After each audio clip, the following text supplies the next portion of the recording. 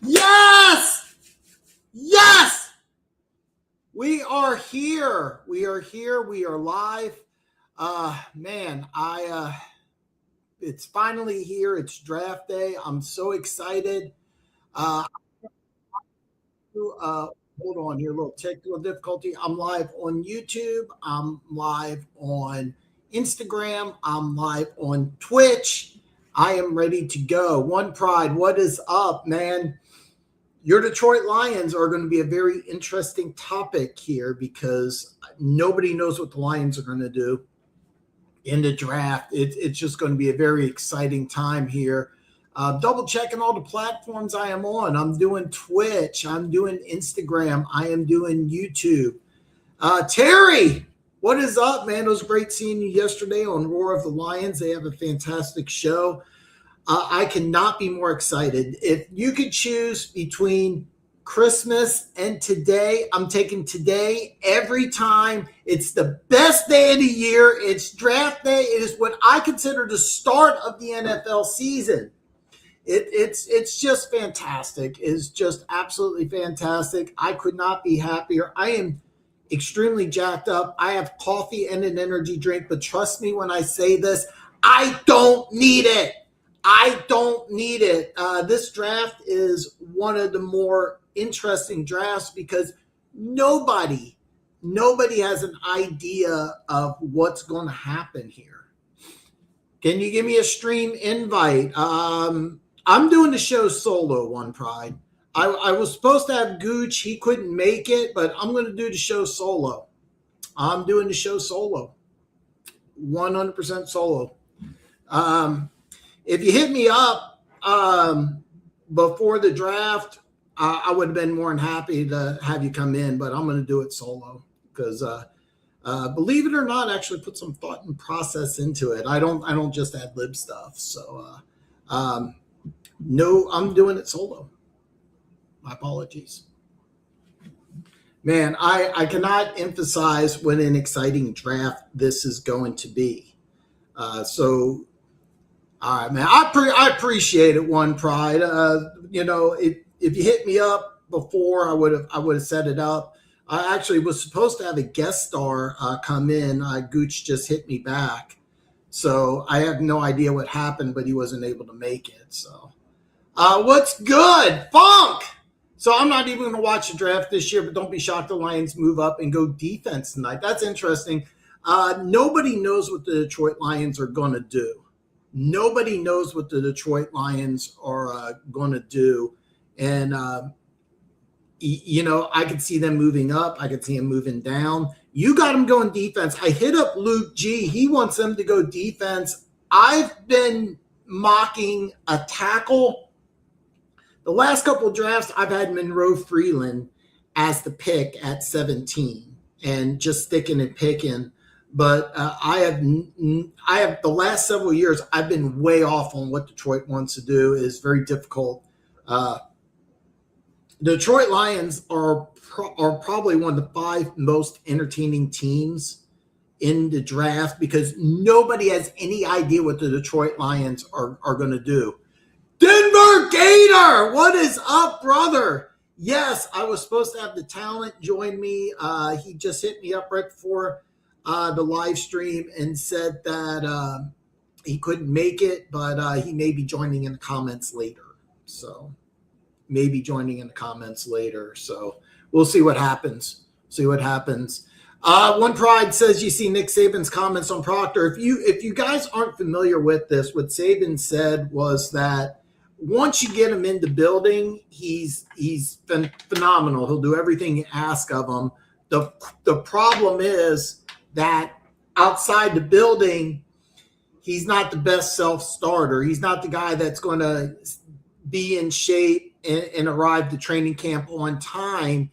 But once he gets in the building, he does everything that you ask him to do. He has some problems outside the building, and it's really rare for Nick Saban or any college head coach to be that way, to say things like that. So, it's very difficult. or it's very unusual. I'm sorry. I got a little distracted. I saw Gooch in the chat here. Gooch, this breaks my heart. This breaks my heart. I'm so sad, but I understand. Life happens. Life happens. We're getting Freeland Funk. That's been my pick. But the thing is with the Detroit Lions, unlike the Detroit Lions, nobody knows what the Lions are going to do. That's why they're such a fun team in the draft, because they just do their own thing and they don't care. They just do their own thing. And honestly, it's worked. Now, they weren't a playoff team last year, but I'll level with you. The NFC North, I think, is the most difficult division in the NFL, because the Vikings, if they get a quarterback, that team's loaded. Green Bay's a playoff team. Chicago's a playoff team, and we'll have to see what Detroit can do. Going to be a very fun team. Rams are in the same boat. The Rams are a very interesting team also, because the Rams made the big trade for Trent McDuffie, gave him the big contract, and he went ahead and signed the other Chiefs corner, Jalen Watson. That was their biggest weakness. The only issue, I've been mocking tackle to the Rams at 13, but my final draft I went with Mekhi Lemon just because he's a local kid. The Puka Nakuda off-field issues is a little disturbing. Devontae Adams, there was talk about him getting traded. You never know what's going to happen. But the Rams are also really, really fun team. I could see them trade up. I could see them trade down. Nobody really knows what the Rams are going to do. Yeah, we got a lot of OGs here, Denver Gator. This is my favorite day of the year. This is the biggest day of the year for me. I just love the NFL draft. I am a draft junkie. I want to be very clear. I consider myself an NFL expert. I am definitely an NFL betting expert. I am just a draft junkie. I'm not a draft expert by any way, shape, or form, but I've literally gone over thousands and thousands of NFL drafts. Trade up for Bain. Don't be surprised. Don't be surprised if that happens. Don't be surprised if that happens. Draft Phelan and Danny Dennis Sutton. Oh, that would be a great draft. Danny Dennis Sutton is somebody who is probably not going to have his name called day one, but is going to have his name called day two. Really, really good player. Really, really, really, really good player. The first year, this breaks my heart, Funk. This really breaks my heart not having you here. There's some rumors floating around by Connected Lions reporters that Decker may be coming back. If that is the case, then I wouldn't know what the Lions would do. So, Proctor will eat his way out of the NFL. It's a red flag, no self-control. You're not alone thinking that, Terry. And then there's a lot of people that think that he is the best player in the draft, best tackle in the draft. I know Cleveland is really, really, really high on him. So, Chiefs trade to 3 for Reese, Sadiq at 29. It's funny, Gooch. I've been mocking Sadiq to the Chiefs at 9. And that's the worst Sadiq goes in this draft is one of the big stories, because I honestly could see him going 9 to Kansas City. I think that's the highest he could go. And then I've also seen him going to Kansas City at 29. I know Miami at 30 might be an interesting spot. New England, maybe. There's been some talk that he's a second-round player. I don't see that at all.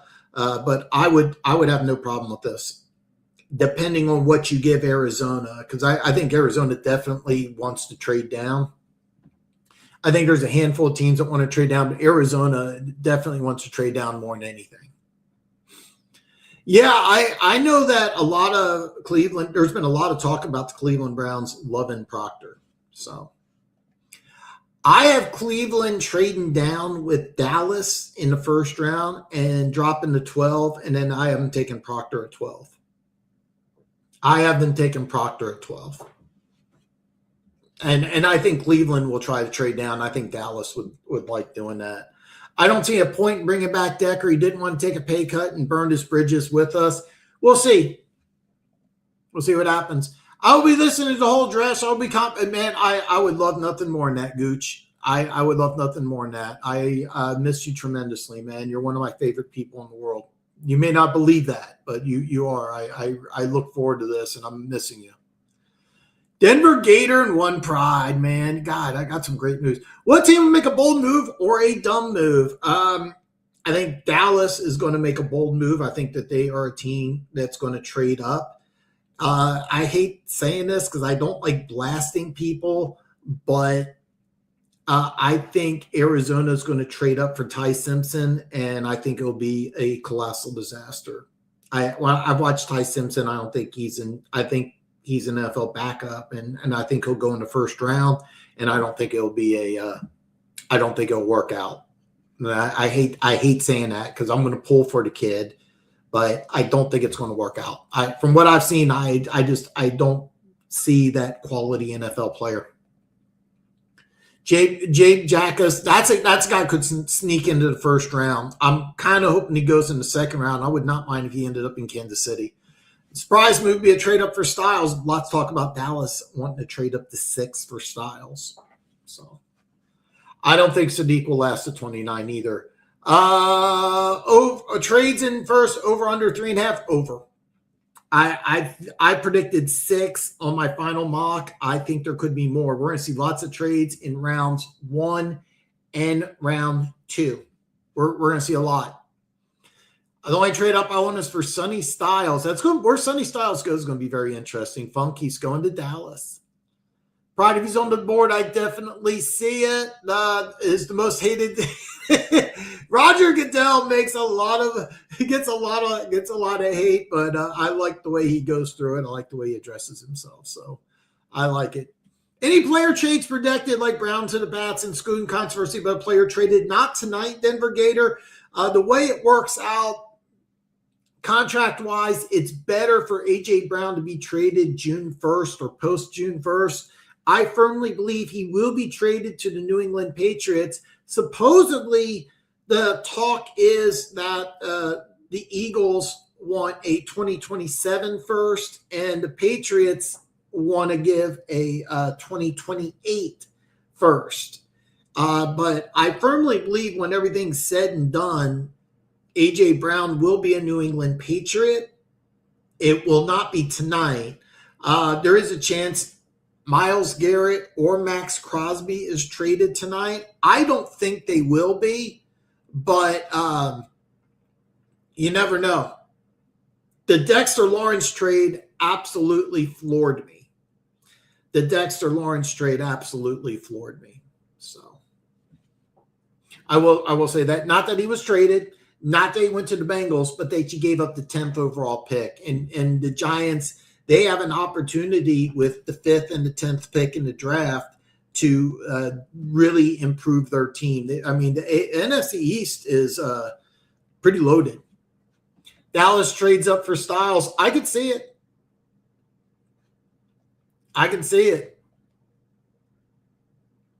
Dan, do you think Mendoza will be well with Vegas? We'll have to wait and see, Terry. The one thing I've always said about playing quarterback in the NFL is that it's so much reliant on what everything else around you works.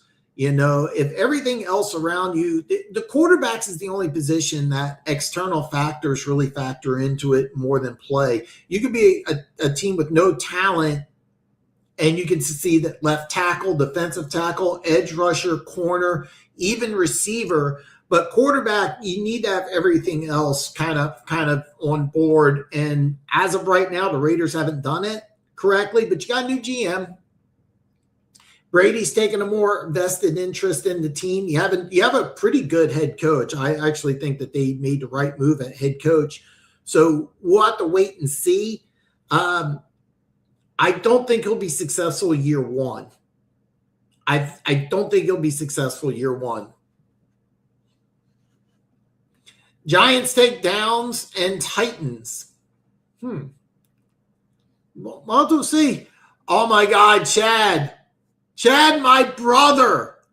Oh man, God, man, Chad, I cannot.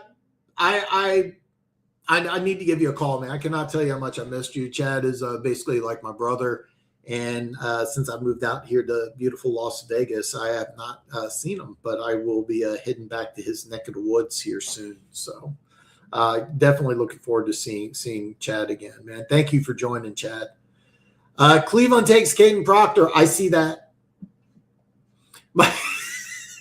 So real quick, I don't want to spend too much time on this subject, but Rossini ended up retiring. Vrabel's doing some damage control. This is going to be hypocritical and chauvinistic. I don't have too much of a problem with Vrabel doing it. I do have a problem with Rossini doing it. And the reason why I have a problem with it is because this is a conflict of interest. It's not a conflict of interest for Vrabel. It is a conflict of interest for Rossini. And if she didn't resign, she would have been fired, should have been fired. Her conduct is not appropriate. Now, Vrabel, yeah, you could say the same thing because he's married.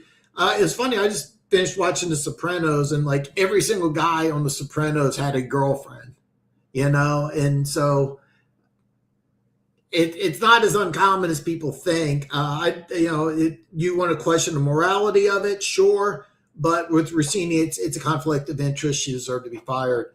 So it looks like pick number 1 is in. We're all expecting. I agree, Terry. Yeah, it's not Rossini. It's a conflict of interest. Vrabel, it's not. Morally, was it the right thing to do? You can debate that. That's your call. Hey, I'm not married, so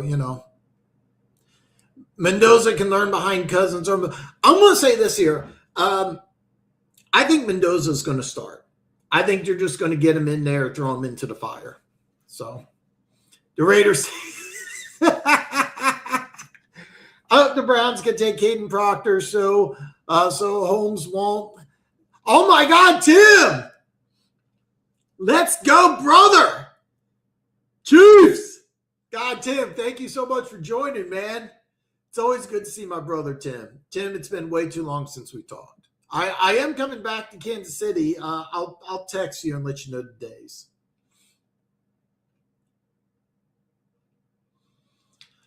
Getting no line. Okay, and so the pick is in. Fernando Mendoza is officially a Las Vegas Raider. For those of you who don't know, I have 2 of these notepads. I do write every single pick down on one. I write every single trade down on the other.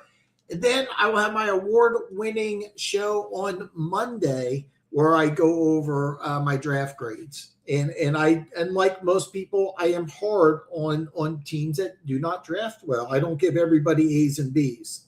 Not everybody gets A's and B's on my on the show here. I write down the pick and I write down my letter grade. I do it for all the picks in the first 3 rounds. I write down all the trades in the first 3 rounds. Then I go back and watch day 3, kind of go through everything.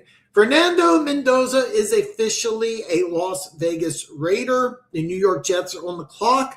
We're going to have to see. Most people think it's either going to be Bailey or Reese. There is a possibility of a trade, so we're going to see. I know the Giants are going to be scary next year if they nail this draft. I agree completely. We're going to have to find out what they do. What if cheating is still unacceptable? There's no debate on that. There's no debate that cheating is unacceptable. I've never been married. If I did get married, I probably wouldn't step out, but I don't know. I've known lots of guys that have a side piece, and it's kind of worked out. To be perfectly honest, I don't know if I'm that type of guy, but I'm not the marriage type either. So we'll have to wait and see. But Giants takes Downs and Tyson. That would be really interesting. That would be very interesting. Jesus is King 1188. What is up, brother? Says, what's up, Dan? Let's go Cowboys. The Cowboys are going to be a very, very fun trade, a very, very fun team in this draft. I have them trading up in this draft. So if you're a Cowboys fan, you want to pay attention because I think they're trading up to 6. 6 is kind of the sweet spot, but we could see a trade at 3. So if you're a Cowboys fan, stay tuned because who knows what Jerry Jones is going to do in this draft. Now Las Vegas needs to protect him in the rest of the draft. Absolutely. Absolutely. Looks like I got some spam here. I am posting on Twitch, something I don't use often, but I sprung for the advanced version on StreamYard. I sprung for the advanced version on StreamYard. So we're under 3 minutes here. For those of you that don't know, this year in the draft, it's 8 minutes instead of the normal 10. They're trying to speed things up. They want to get the first round through sooner than later. We are just going under 2:45, and the Jets are on the phone. Possible trade, but more than likely, one probably thinks the Jets are going to take Reese. Now, keep in mind, because I'm streaming, I might be a little behind you guys, so it's already been released. I don't know. It looks like the pick's in, so no trade here. The Giants are going to be dangerous. Here's the thing. The Giants have always had talent. They've had offensive line injuries and questionable quarterback situation. If you have the quarterback and you can fix the offensive line, everything else is fixable. Very tough division in the NFC East. But if you pick 5th and 10th, you nail the picks. You nail those picks. That defensive line's got 3 stud edge rushers. By the way, it's named Kayvon Thibodeau, possible trade candidate. Could be traded today, tomorrow, maybe Saturday. We're going to find out. The pick is in for the Jets. Now, I personally do not believe that Arizona is going to be picking at number 3. We're going to have to wait and see. I think Arizona is going to have a trade here. One pride said the Jets take Reese. It's not been revealed yet, so we're going to have to wait and see. I don't know why I'm drinking coffee. I'm hot. I'm super amped up, and I'm going to drink coffee anyway.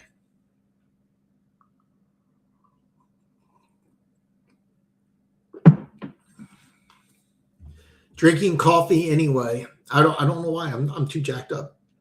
God, I love the NFL draft. I absolutely love the NFL draft. Even though the pick's in, it looks like they're going to go ahead and take their time bringing the selection up to the stage. This also gives Arizona plenty of time to go ahead and make some moves here. I fully expect a trade here for the Arizona Cardinals. Keaton, what's up, brother? He says, what's up, Dan? Who do you want the Chiefs to take their pick at 9? I've been mocking Kenyon Sadiq, and the reason why is that I think he's just a big slot receiver, and I think he could be a receiver for the Kansas City Chiefs. I would not be opposed to making a trade down. If you trade up and get one of these Ohio State linebackers, that would be a lot of fun also. But honestly, I can see a lot of different directions. I've been mocking Sadiq at 9. And if I'm Kenyon Sadiq, that's the place I want to go. By the way, for those of you who don't know, it's David Bailey, defensive end to the New York Jets. I mocked that in my mock draft. There's a lot of talk about whether it's Reese or Bailey. It looked like it was going to be Reese for a while, but Bailey for the last couple of weeks has been the pick here.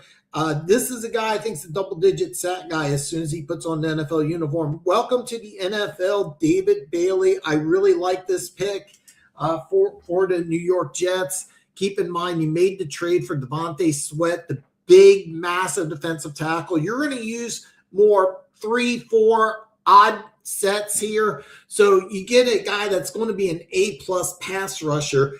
Is he going to stuff the run? No, but you got a 360-pound defensive tackle, so you're kind of going to use that. So we're going to have to wait and see here, but I think this is a great pick for New York Jets. Really high on David Bailey, one of my favorite players. I was kind of hoping Chiefs may be able to get him, but no. Oh, my God. Oh, my God, look at this. My boy Keys! I'm bringing sexy back to the chat. Yes, you are, Keys. Yes, you are. I am so happy that you're here. I cannot tell you how happy I am to hear from you since I've been doing less and less live streams. I should text you to let you know what's been going on, but It's been extremely chaotic. So took off from both jobs all week, and just excited to be just excited to draft, excited to get back on YouTube. Super excited to get back on YouTube. Arizona taking Reese. I think that they're going to trade. I think Arizona's making moves for a trade. Reese, I know they really like Francis Mendoza, the offensive tackle out of Miami. I'm butchering that poor guy's name. I am so sorry. So, yeah.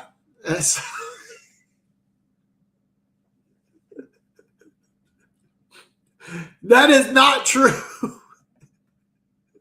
David Bailey is a good pick. Key says, I like Sadiq. I don't know if I want to do that at 9, though. Yeah, it is a reach. I want to be very clear. It is a big reach.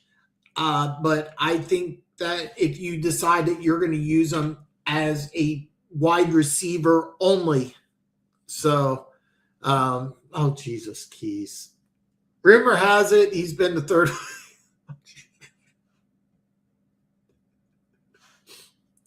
Oh, Jesus Christ. Denver Gator keeps bringing sexy back. Oh, my God. You're going threes. I firmly believe that we're going to see our first trade of the first round, and we're going to see our first trade of the draft right here. I firmly believe Arizona is working the phones here, trying for a trade, but if they stick and pick, we're going to find out what they're going to do. There's a lot of noise in the Arizona draft room. It's under 2 minutes left, so maybe they did stick and pick and went with Reese. I know they like Francis Marioga. I'm butchering that guy's poor name. I am so sorry. I know they love that guy, but it looks like there's a lot of movement in the Arizona draft room right now. We're going under 130 in the period. Keep in mind this year, instead of the full 10 minutes, it's only 8 minutes. So teams got to kind of speed things up a little more. I kind of like it in the old days that it was 15 minutes. It's not conducive for television or YouTube, but I think it's better for teams. A lot of teams, what they would do is they would wait the whole 15 minutes, and it's not really good for TV where they already know what they're going to do. They just wait, and they're trying to see if something comes through that they just absolutely love. I look like I made my mistake. I got the first 2 picks right, but it looks like for pick number 3, I am wrong. Arizona's going to stick and pick here at 3. The pick is in. We're going to find out shortly who is going to be the newest member of the Arizona Cardinals. Are they going to go offensive line? Are they going to take Jeremiah Love? Is it going to be Arvell Reese? We're going to find out here soon. One Pride says we're going to go with Reese. If Sadiq hit his ceiling, he could be a superstar. I think that the perfect spot would be Kansas City, because Kansas City would just line him up in the slot exclusively. He would just be a big slot receiver, and I think it would be a lot of fun. And the good thing is you got speed on the outside. You got Rashee Rice. You have Travis Kelce. So you could just put them on the outside, and you'll be good. Apparently, Denver did something amazing here. Denver Gator likes it. Arizona's been scouting.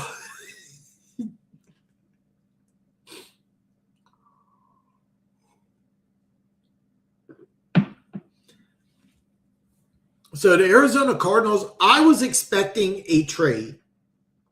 I was fully expecting a trade.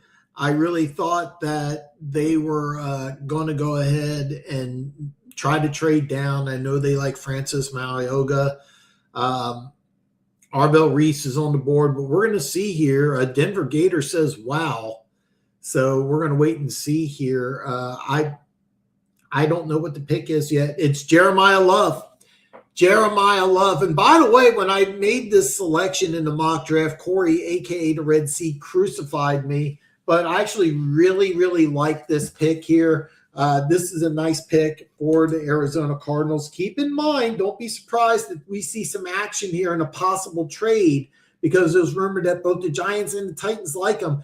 He may be an Arizona Cardinal for just a few minutes, but nice move by the Arizona Cardinals. I actually really, really like it. A little unexpected, but I really, really, really like it.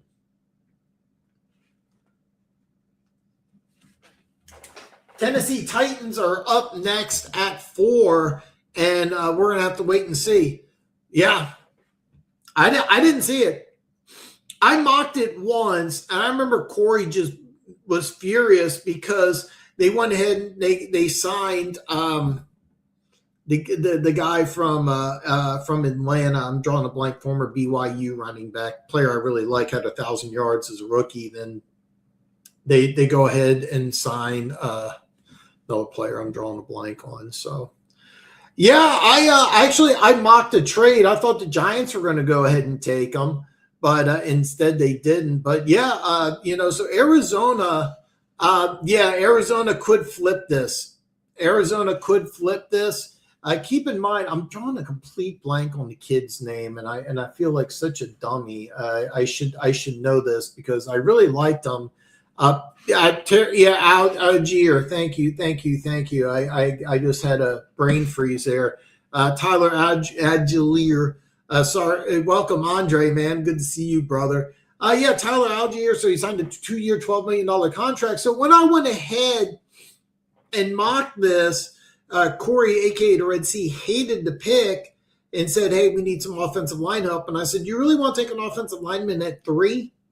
So you have Tyler Algier, you have Trey Benson, the guy that they drafted in the second round a couple of years ago. He had an ACL injury. I believe it was an ACL injury. You have James Conner also coming off an ACL injury. So, but I absolutely love this move because those are just guys, while Jeremiah Love's a difference maker. So you bringing in Mike LaFleur, your new head coach. They want to run the ball. So why not get the best running back in the draft? By the way, the last couple of running backs that have been drafted in the first round have been absolutely awesome. So yeah, I like it. Yeah, you got actually four running backs. You have Tyler Algier, James Conner, Trey Benson. I love Benson, by the way. I love Benson. So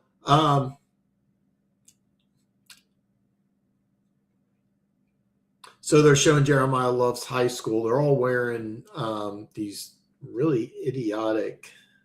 I don't know what that is. God, that's so stupid. You did see him. Yeah, I do too. There is a possibility of a trade, but I think that they're going to. I think they're going to stay. I was a little surprised. I think the Titans go Reese or Sonny Styles. I do too. I think it's Styles. And they'll have him be the next Jeremiah Love. But if you go Reese, you could see him be more of a defensive line. It's Jeremiah Love, Terry. Jeremiah Love is a Arizona Cardinals. Interesting move.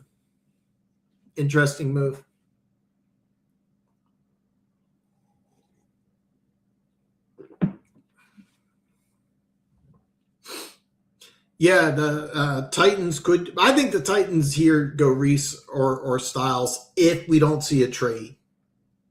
I mocked 6 trades, including this pick. I thought the Giants would jump up to take Loves, but yeah. If the Titans take Styles with Gray at linebacker too, yeah. And that's kind of what I'm kind of expecting, to be honest with you, Tim. I think Styles is the guy. You go ahead and you take Styles.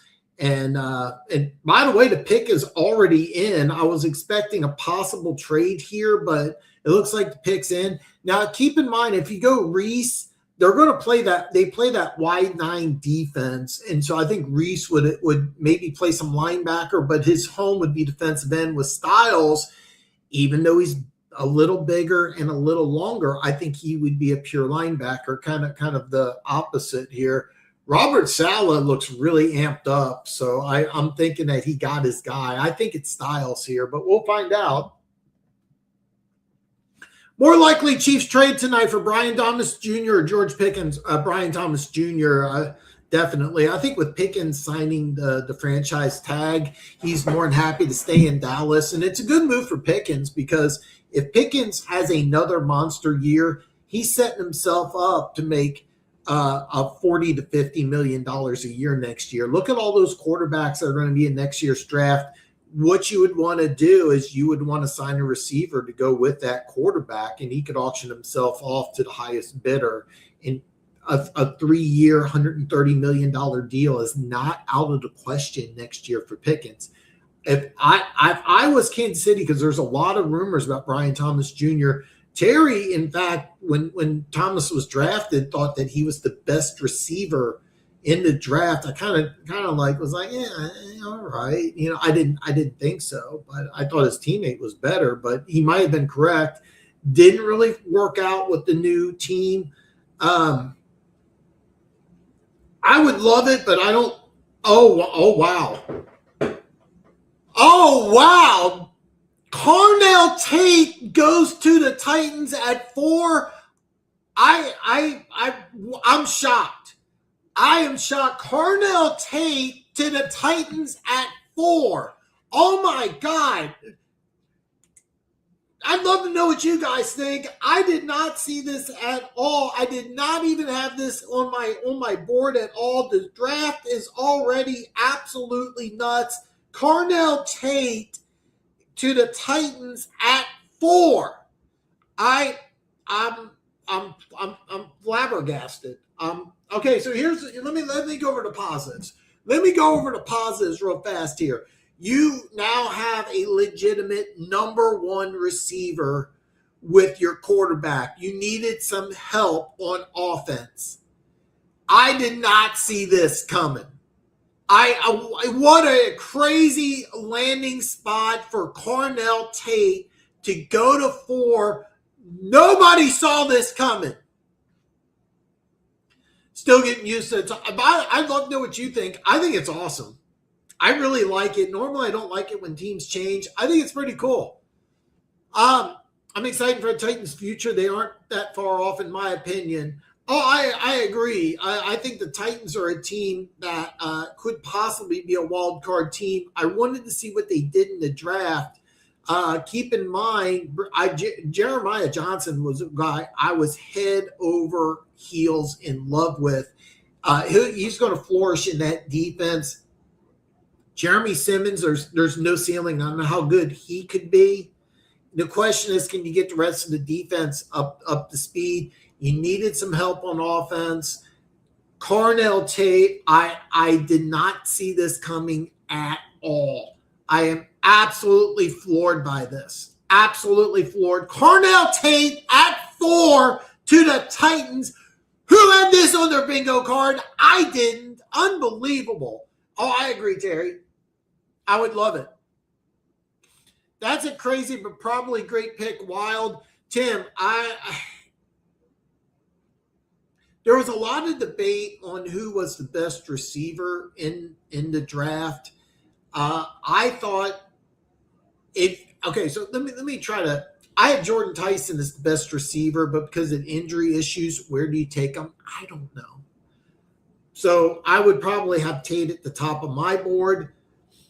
I just did not see this coming. And so this leaves the Giants with a chance to get either Arvell Reese or Sonny Styles. We could see a potential trade here. Don't rule out of the picture, but I really expected 3 or 4 to be a trade. Both picks, stick and pick. Both are surprises. I'm very shocked about this. No, Andre, I didn't see that at all. Reports Tate had bad interviews. I didn't hear that, actually. I didn't hear that, but you got wide receiver U. It looks like he's wearing a girl's jacket, which is a big negative for me. But, hey, look, I'm an old guy. But, yeah, the short jacket looks like girl's pick. So, yeah, it's big for Cam Ward. Really big for Cam Ward. He gets, if I'm Cam Ward, I'm calling Tate right now and scheduling a time for us to throw. They're showing the Giants war room. The pick is already in. I was going to say this is a possibility. It does mean Reese or Styles could fall. Oh my God, folks! We have a trade. Kansas City has jumped up to 6. Kansas City has made a move already. I don't know the details. Somebody hit me up. The Chiefs have moved up to 6. The Chiefs have moved up to 6. We could see Styles or Reese in Chiefs red.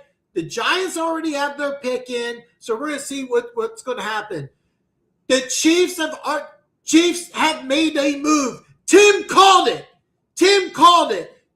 The Kansas City Chiefs have traded up to 6, folks. The Kansas City Chiefs have traded up to 6. As soon as I get details on it, I will let you know. Unbelievable. I think Thomas Jr. got hit with the second-year wall. Absolutely. The Tate pick was nice for Tennessee. It really was. It really was. Sonny Styles is the pick. That's what I would think, but I actually thought he'd be the pick at 4. The Kansas City Chiefs have traded up to 6. The Kansas City Chiefs have made a trade with the Cleveland Browns. I don't have the details, but the Kansas City Chiefs have traded up to 6. There's a good chance either Styles or Reese is going to be a Chief. If the Chiefs get Styles, I'm going to run outside naked. LOL. Tim, start streaking. Chad, just a heads up. The Kansas City Chiefs had went from 9 to 6. We're going to find out the details. I have no idea the details right now. I have no idea of the trade compensation. I do know Cleveland was interested in trading down. As soon as I found out the details, I will let you know. The Kansas City Chiefs have picked at 6. The Giants have already got their pick in. The Giants are locked in at 5. I think it's Sonny Styles. But we're going to wait and see. Nobody knows.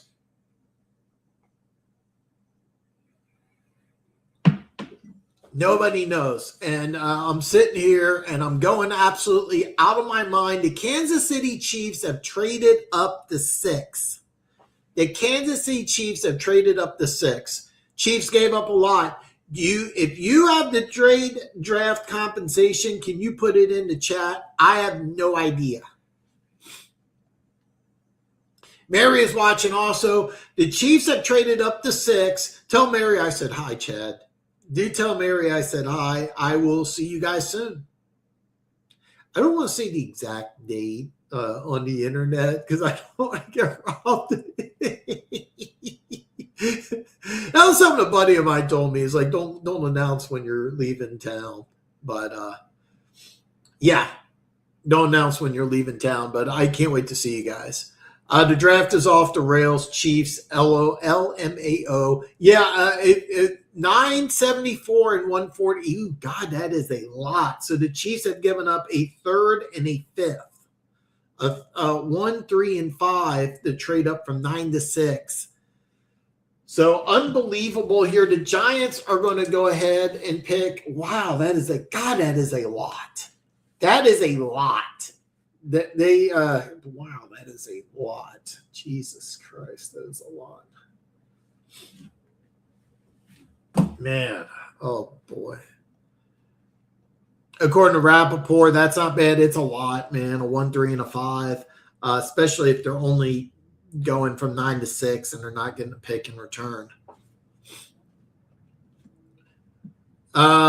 Chiefs get pick 6, get picks 974 and 148. Yeah, God, that's a lot, man. I'm going to give the Browns a lot of credit here. Give the Browns a lot of credit. Nice job for Cleveland. Team wanting to trade down to get an extra 3rd and 5th. Great move for the Browns. Unbelievable. Wait till you see who they picked. Do you already know who the Chiefs have picked? I'm waiting to see the Giants. I still don't know who the Giants have picked here. I want to make sure I am live. So I am live here. So the Giants the Giants have taken Arvell Reese. Linebacker / defensive end out of Ohio State. So nice move by the Giants. This means that we could have Sonny Styles as the next pick for the Kansas City Chiefs. That would be very, very, very interesting. That would be very, very, very interesting. I'm still floored by this. That's a lot of picks to swap a third and a fifth. That's nothing to move up in the top 10. I'm not saying it. You know, when you move up in the top 10, you got to give up a lot, but it is a lot. The one thing I will say is that Cleveland definitely wanted to trade down, and so it's a big move for big move for Cleveland. So just because Veach likes pissing me off and guessing a receiver, dude, seriously, if not Styles, who would they give up so much for? It has to be, I hope, the Ohio State. 974 in the 5th round pick. The Ohio State. Yes. I think it's Styles. I think the Chiefs take Styles. For those of you who don't know, Leo Chenal left in free agency. The Chiefs used Leo Chenal, part-time linebacker, part-time defensive end, part-time slot corner. I got like Sonny Styles going to Kansas City. I'm all for it. It is a nice trade for the Cleveland Browns, a team that really could use a variety of different players. It wouldn't surprise me, though, if Cleveland uses those draft picks to trade back in the round 1 or 2 to address some players. They have a whole wide receiver and they have a whole tackle, but the defense is solid. Yeah, I mean, you got lots of edge rushers. He's going to play linebacker, I think, a lot year 1. Now, keep in mind, this move means here by signing Reese is that we could see a Thibodeau trade. So don't be surprised if we see that. Don't be surprised if we see that. The Chiefs gave I'm sorry, I didn't even read this complete. I skipped this part. 464 to 443 to the Rich Hill chart. Chiefs gave up a value of pick 132 in surplus. I don't like it, but not exactly a fleecing either. No, I think if you had to say, give me a win right off the top of my head, I think it's the Cleveland Browns, because the Cleveland Browns were looking to trade down. You get an extra 3rd round pick and an extra 5th round pick. It's also the number of picks. I think anytime you get some extra picks and you don't need a guy at 9 or at 6, it'll be very interesting to see what happens here. I think the pick's going to be Sonny Styles. At Dan, KC can recomp the picks back and they trade down. Yeah, absolutely they could. I don't hate it. I want to be very clear. I don't hate it. I just think it's a good move for the Cleveland Browns. They've been targeting Caden Proctor.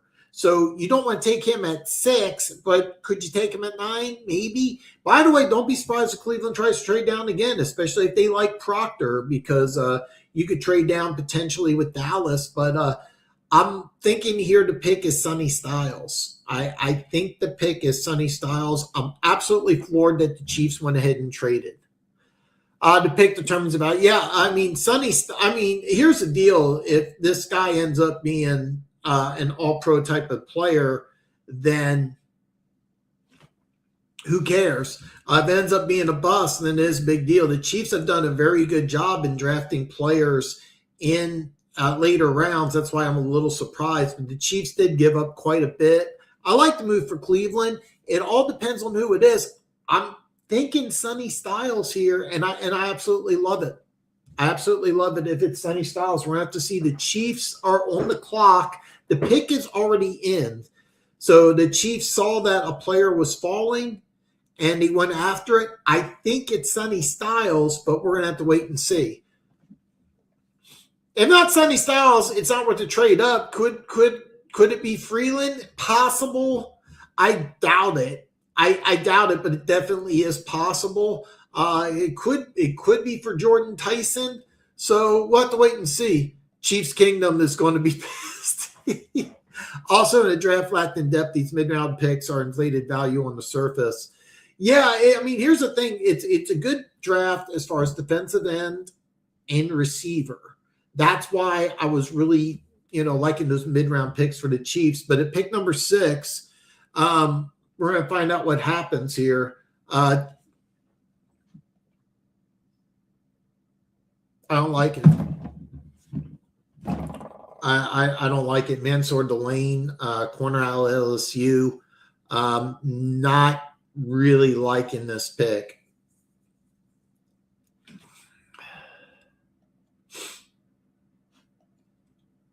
Everyone talks about wanting a bunch of draft picks off the team. I mean, let's look at the positives. Washington and the Saints could definitely have used him. Was considered the best corner in the draft. This wasn't, Deion Sanders or Derek Stingley or Sauce Gardner.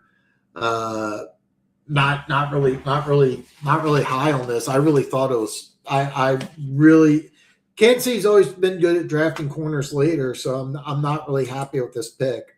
Not really happy with this pick. He's going to be a day one starter. He better be damn good. Better be damn good.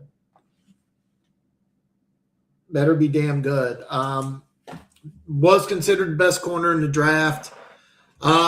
Chiefs drafted Mansour Delane. This means you have to really love him way more than you ever loved McDuffie to do that. And yeah,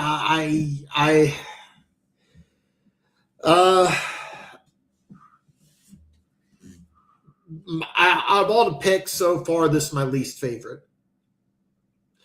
I did think he was the best corner in the draft, but the Chiefs have always done a good job at drafting corners later, so I'm not really sure what. I mean, to be honest, he's good. He's a good player, but there's a lot of people thought McCoy was better. So, Mansour Delane, Tim, I'm not happy at all. I'll be honest with you. You could have got him at number one. I think he might have been available at 9. I've been mocking him 8 to the Saints. Just really didn't like this pick. Really don't like this pick. Yeah, I didn't think the Chiefs were going to draft Bain. Once I heard about the car accident, and I'm not happy. I was surprised. I had him going into teens. Sonny would have been perfect and red. I agree completely. I'm not all happy with this. Don't like the trade. Could have got him at 9. Day one starter. Don't get me wrong, but not really liking this pick, especially with the trade. So I'm kind of putting my notes here. Got to go back and.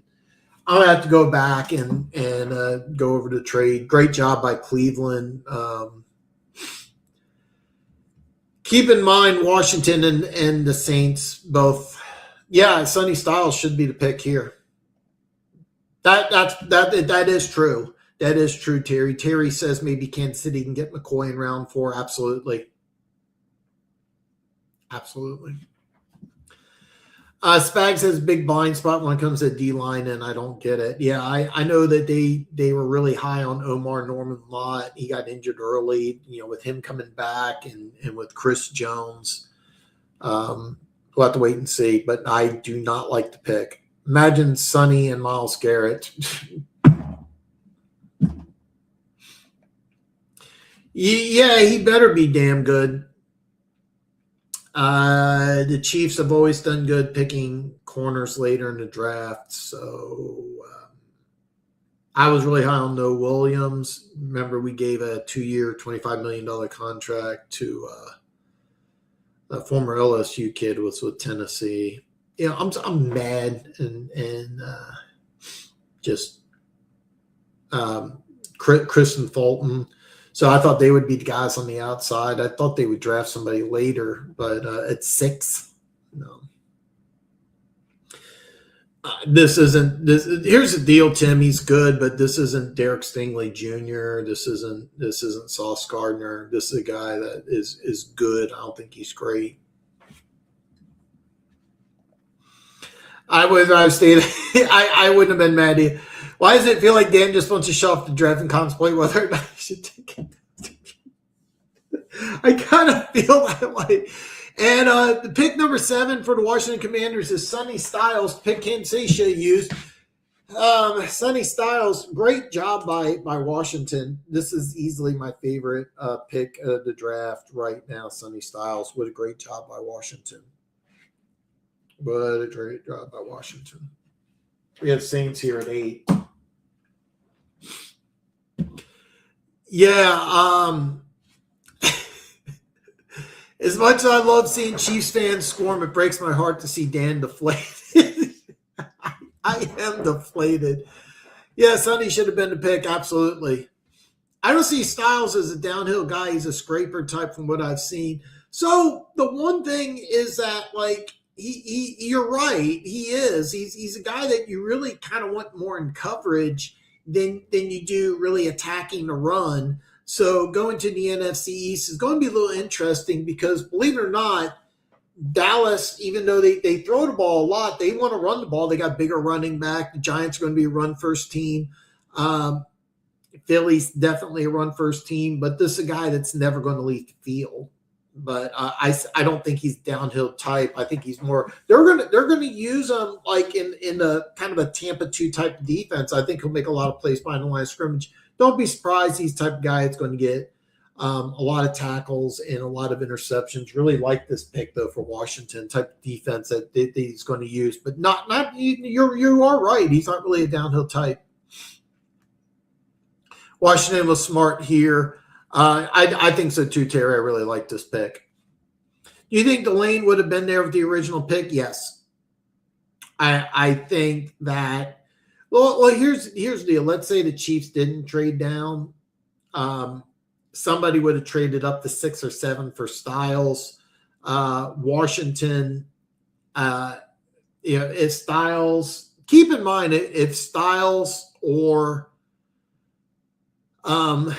Reese is available, that would have been the pick for Washington. But if both those guys were gone, the lane might have been the pick. I think the Saints, I've been mocking them to the Saints because who knows what's going on with Reuben Bain. So, but possible. I just don't like giving up a 3rd and a 5th for a corner when the Chiefs have had a lot of success with corners later in the draft. Plus, Styles is a weird tag. I like him in this defense, but you are right, Funk. He's not a type of guy that's going to, stuff. He's not that old school middle linebacker, even though he's a big dude. To tell you the truth, I'm really surprised people haven't pointed out that he looks more like a defensive end. Like, why isn't he a defensive end?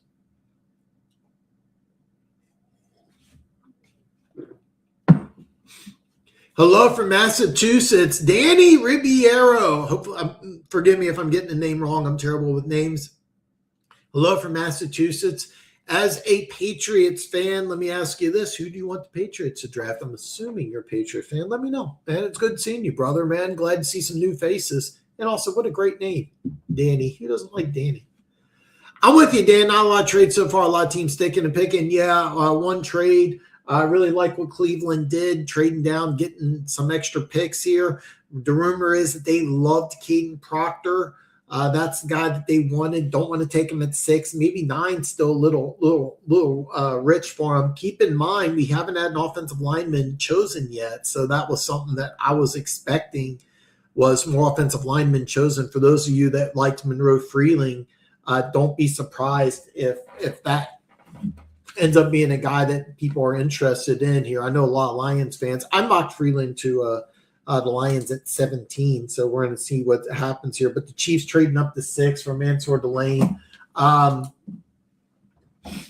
That's the only trade so far. I expected a lot more. We're going to see some more trades, Keaton. I promise you we are going to see some more trades. However, just sticking, picking. That's what we're seeing a lot of teams do. We're going to see some more trades. Don't be surprised if we see a trade down from either Cleveland or the Giants. Don't be surprised. But the Chiefs, so far, the only trade we have is Chiefs trading up to 6 for Mansour Delane. Not a big fan. Not a big fan. Could add Sonny Styles. And honestly, Styles is, I think the two teams that Styles would be great in would be Washington and Kansas City. I'm going to start drinking water.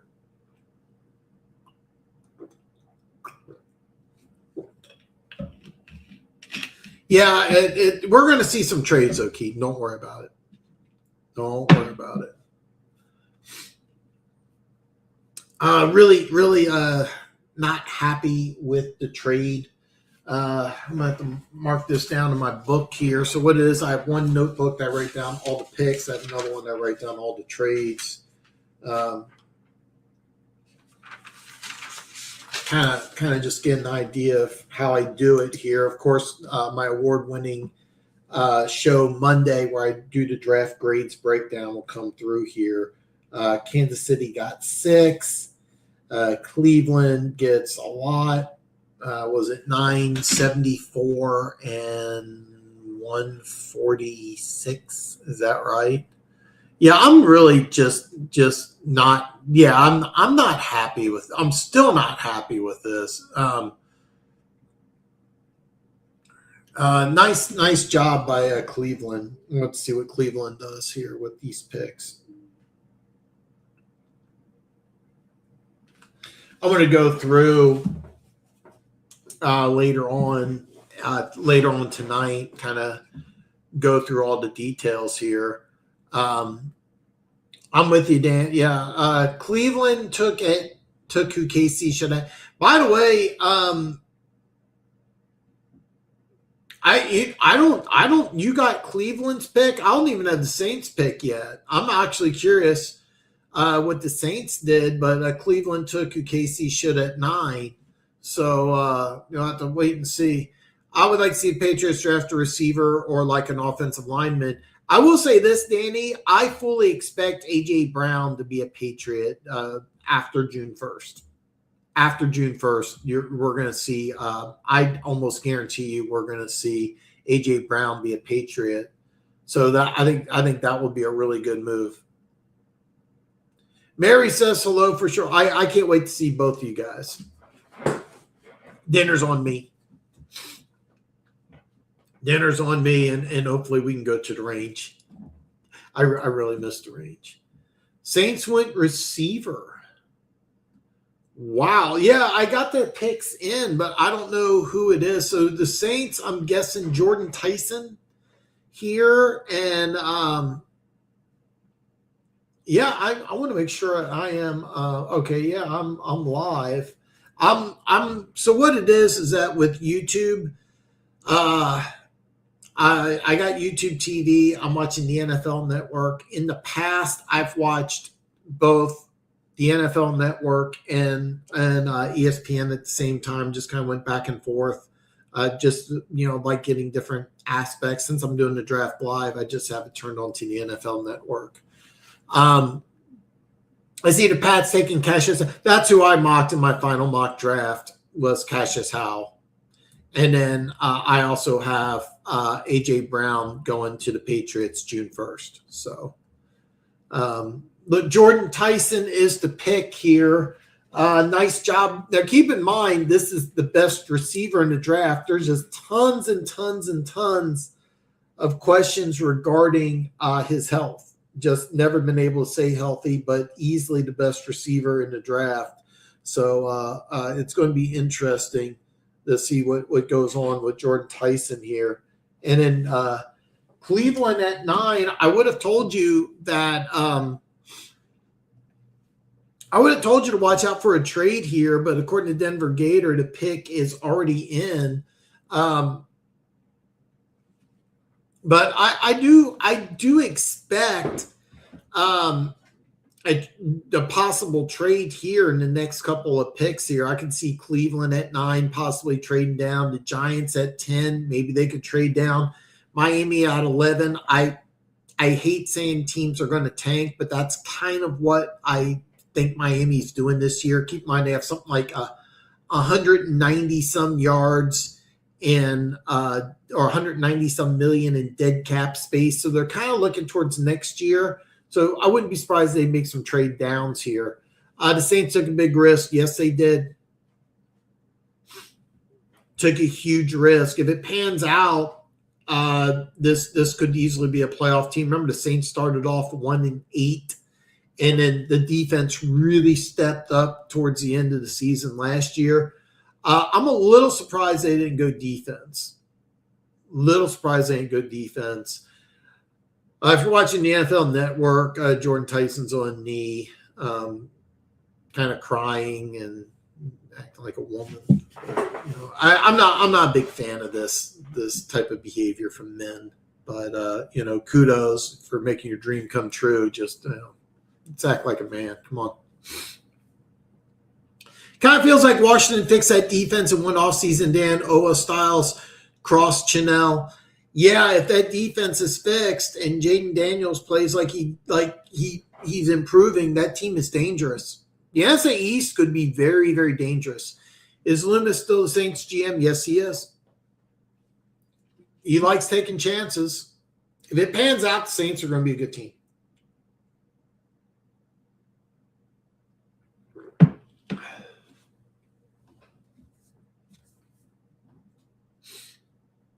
If it pans out, the Saints are going to be a really good team. Really risky pick here. He is a risk taker. Very big risk taker. We've only had one trade so far. I predicted 6. I think Cleveland, New York, Miami, Dallas, Rams, all these teams could trade back. Baltimore's, of course, always a candidate here. Probably see a trade back in the next couple of picks. At least I'm expecting one, but we'll have to wait and see. The Cleveland Browns are on the clock. The Cleveland Browns obtained the Chiefs' 9th, 74th, and 148th picks in the draft in order to trade down in this draft. Very interesting move. The Chiefs went ahead and pulled off a move I really didn't expect, traded for Mansour Delane. I really didn't expect that. The Chiefs, this is really fascinating because Cleveland already had a lot of draft picks. I mean, keep in mind they have 6, they have 24. Now they have 39, 70, 74. They also now have 3 picks in the 3rd round. Or in the 5th round, they have picks 146, 148, and 149 in the 5th round.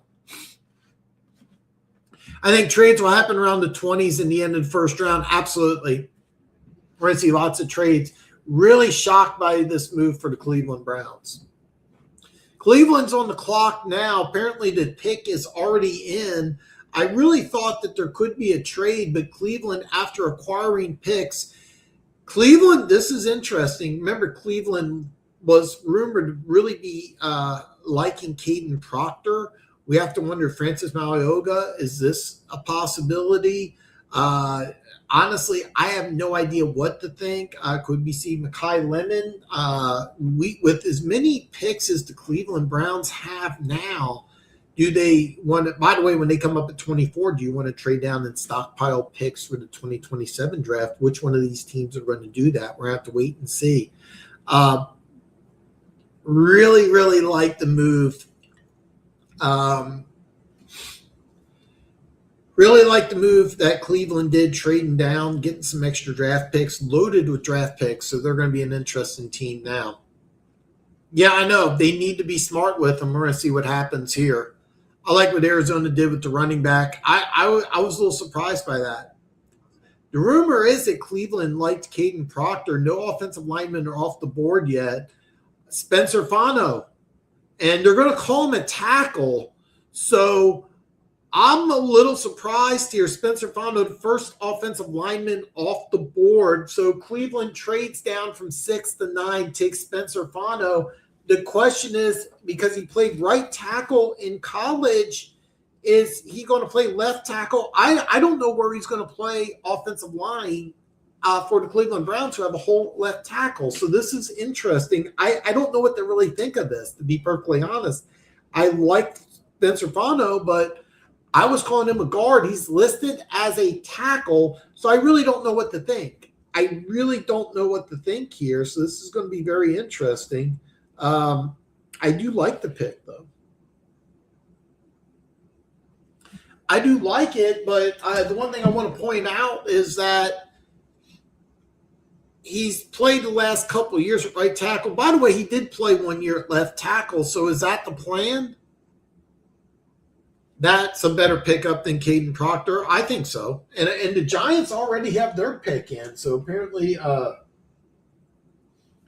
was expecting multiple trades here, but instead of teams trading, teams are sticking and picking. So very interesting. What do Ravens take Vega? I've been mocking that pretty consistently. I think he's the best offensive lineman in the draft.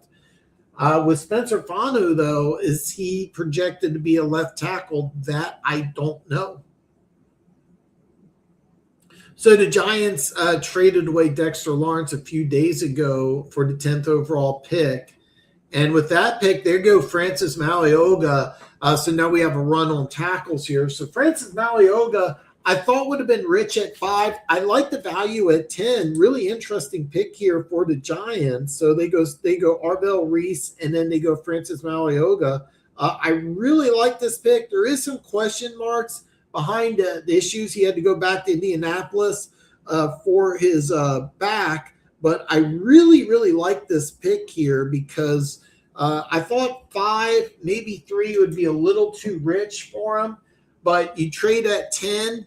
He's a day one starter on the right side. One question mark about the Giants over the last couple of years has been their offensive line. You take who a lot of people think is the best tackle in the draft, and you also take him at 10. That's a really good move. I am not the pick for the New York Giants. You don't like the pick? I actually think it's a great pick. I like him at 10. Arvell Reese is interesting because you already have a bevy of edge rushers. So is he going to play more linebacker? Now, keep in mind, they did sign Tremaine Edmonds from the Bears. He signed a huge deal with the Bears several years ago, signed like a 4-year, $80-some million deal. Wasn't really that good of a player. So as a cap issue with the Bears, they went ahead and released him. They signed Devin Bush for significantly less. Could be a better fit for what they want to do defensively. Signed a 3-year, $36 million deal to go to the Giants. And now they got Arvell Reese. Now they got a couple of really, really big picks. And we do have a trade. A little flip-flop here. We're going to flip-flop 11 and 12. And Miami is dying to trade down. And I think what they want to do is try to stockpile picks for next year's draft. But they have a ton of draft picks already. So we have a little flip-flop here. And I think the reason why Dallas is doing this is for Caleb Downs. There is an injury risk. Now, there is an issue with his back. So nobody really knows how serious it is, to be perfectly honest. But the simple fact that he had to come back to Indianapolis is something. I think it's Caleb Downs.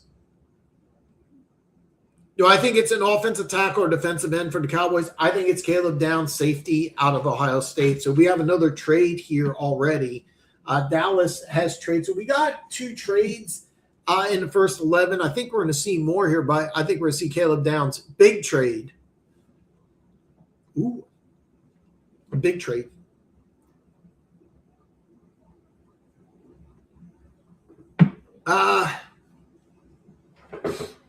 I do like that Miami is moving down. So what they did is they decided that they're just going to purge their whole roster and just kind of restart everything. They got a bunch of guys on a 1-year deals.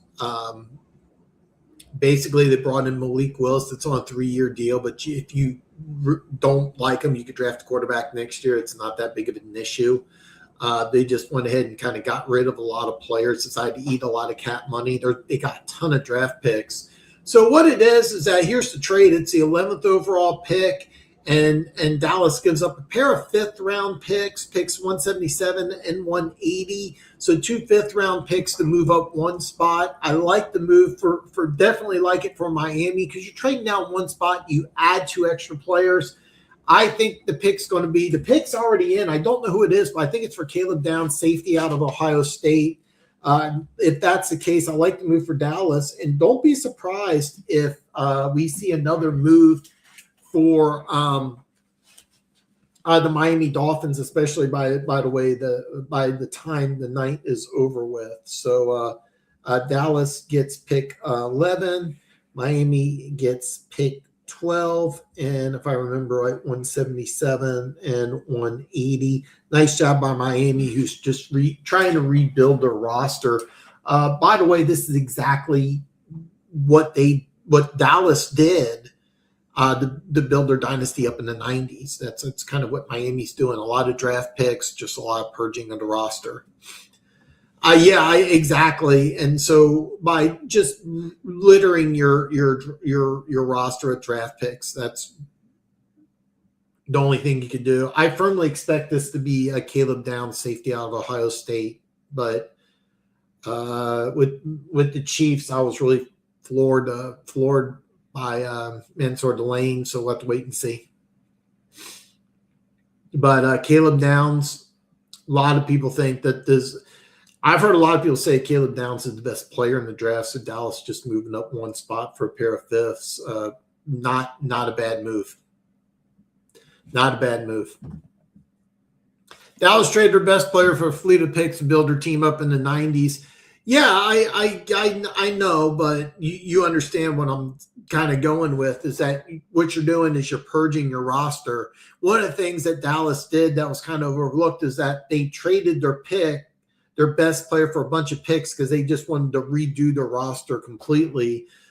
Dallas was just they were trying to still have their success from the 70s and the 80s. They had some good teams in the 80s, just they weren't able to get to a Super Bowl, and they had a bunch of aging players. So what Jerry Jones and Jimmy Johnson did was that they were trying to figure out how to get draft picks, how to bring in younger players.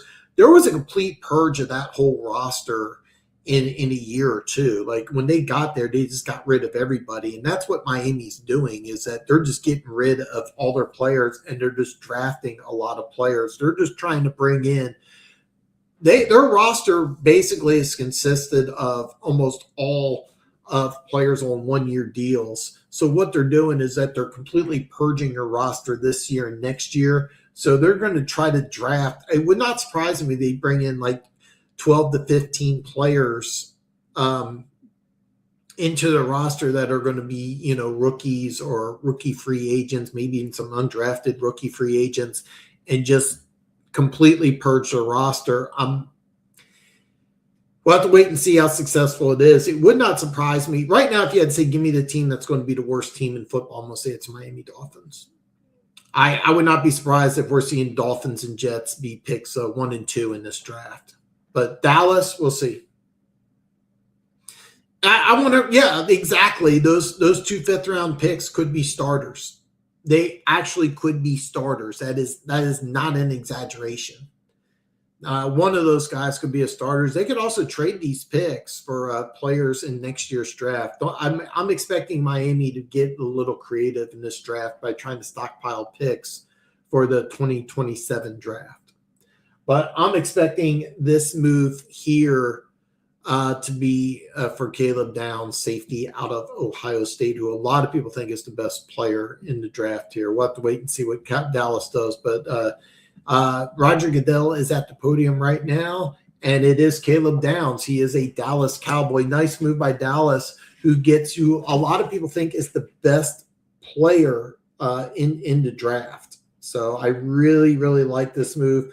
A pair of fifth-round picks, not really that big of a deal for Dallas. So I really, really like this move. Keep in mind, Dallas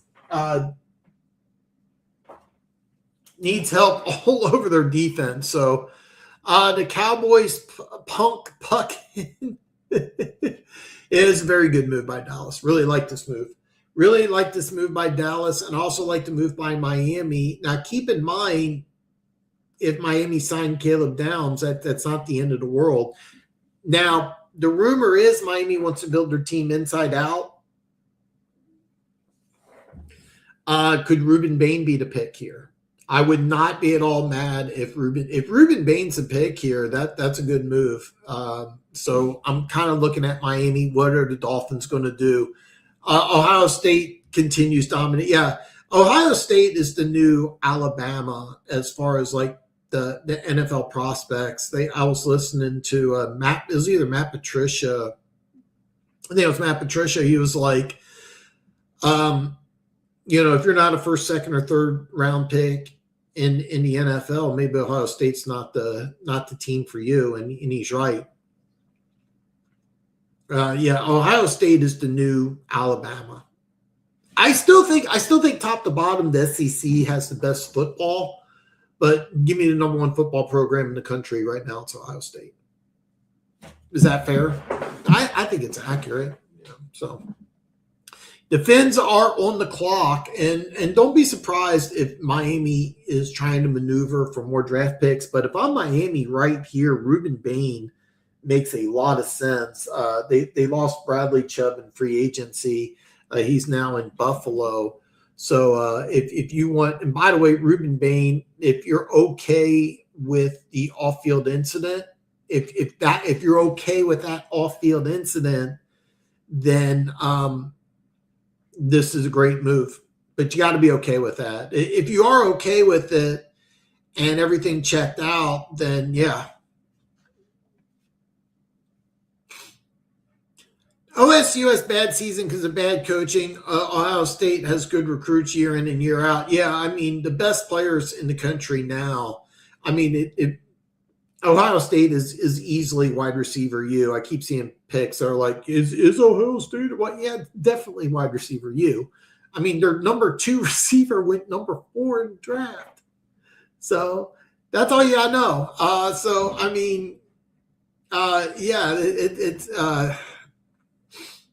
This is such a great pick by Dallas. This is maybe one of my favorite picks in the draft here.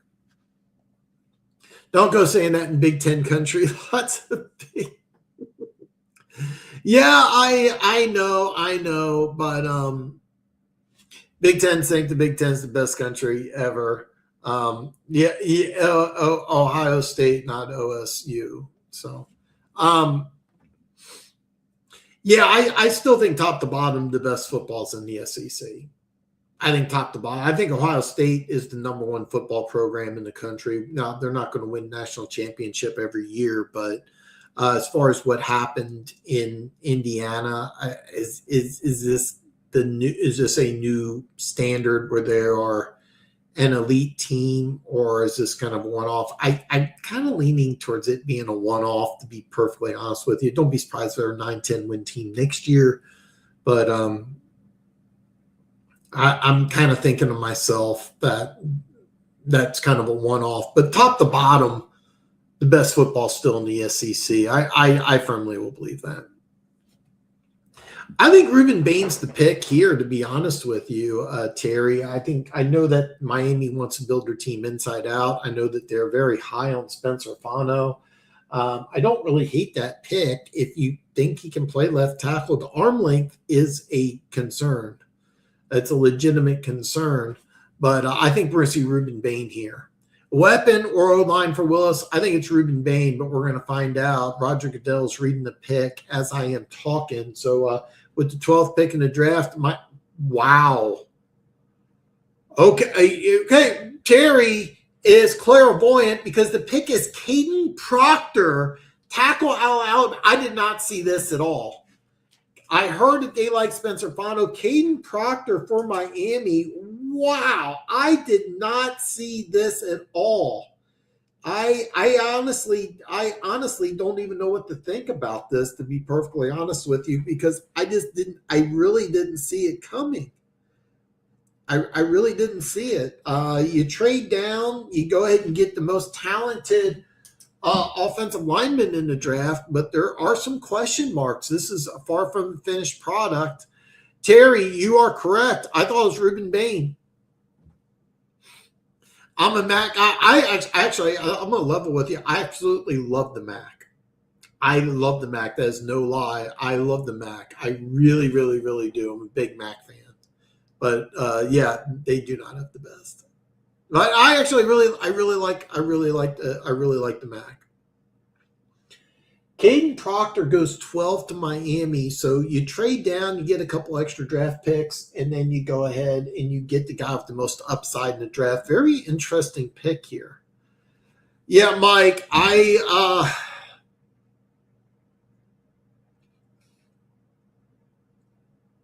not happy, man. Mike, I am very unhappy.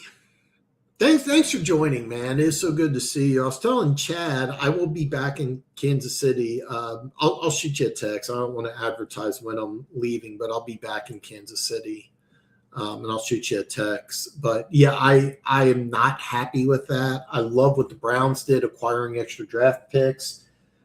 Spencer Fondo, do they think he's a left tackle? I don't know. Yeah. Yeah, I'll text you. I'm coming back. I'll text you when. I'll be back for about 4 to 5 days. So, Proctor struggles to move to his right. Should be interesting to see how he develops. Because here's the thing: Miami did have a hole at left tackle. They do have a hole at left tackle. So, is this a plug and play guy? Do you want to move into guard? I would have preferred Bain, but people are concerned about it. You're right. Great player, but we'll trade him in 4. Yeah, exactly. I really wanted Styles because he would have been such an interesting piece in that defense. It would have made things super creative. I like Noah Williams and I like Kristen Fulton. So I had a big man crush on Kristen Fulton when he came out of LSU.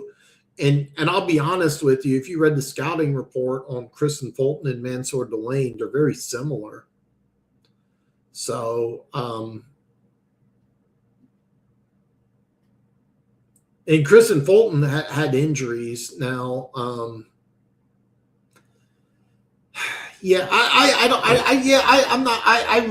just really upset about this, Mike. Really upset. House money.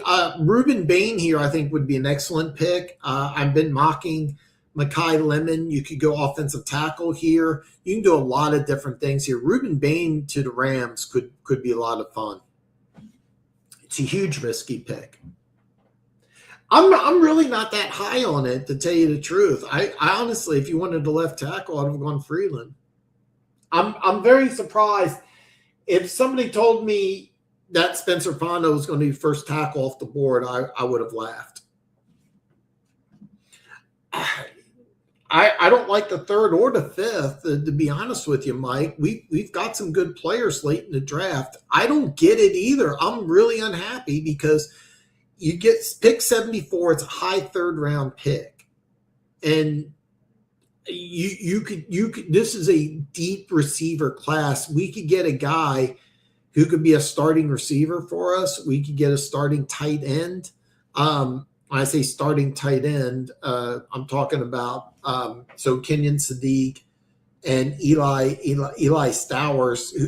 Stowers won the John Mackey Award for best tight end in football, but he's really a tight end in name only. He's really a big slot receiver. He set the combine record for a 45.5-inch vertical, ran a 4.5 something. A big reason why was it Davio Patago, whatever his name is, was a Heisman finalist. He would have been my pick to win the Heisman. He would have been my pick to win the Heisman. His number one target was a tight end in name only, and if he was available at 74, it would have been a steal for Kansas City. I don't like it at all. I'm mad. I'm mad. Yeah, I don't get it either, man. I really don't get it. I'm really unhappy. You can go tackle, you can go Makai Lemon. The picks in, so it's going to be interesting. Bain would be a lot of fun here.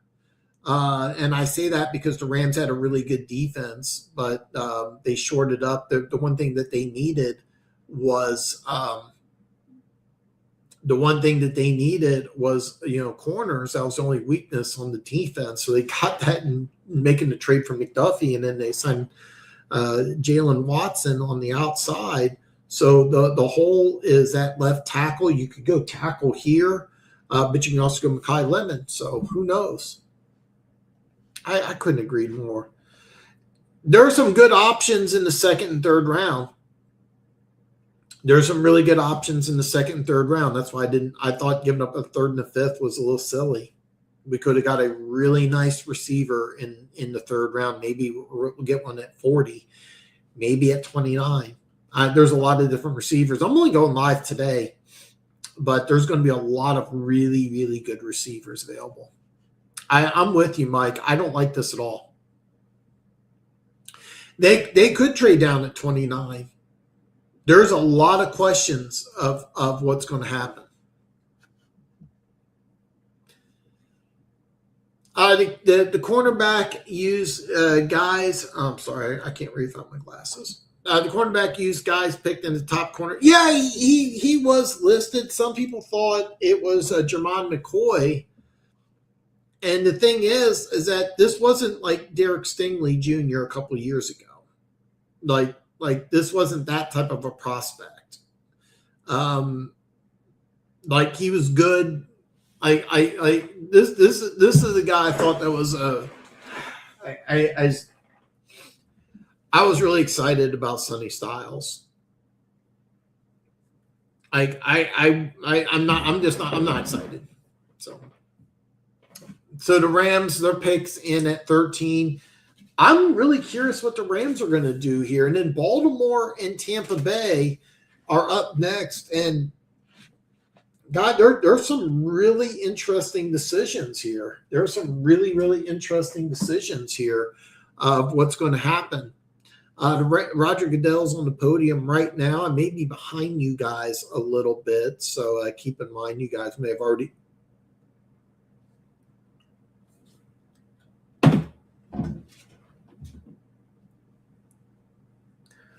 The Rams have made their pick, and the Rams have selected Ty Simpson, quarterback out of Alabama, at pick number 13. I did not see this coming. Oh my God! What a crazy draft!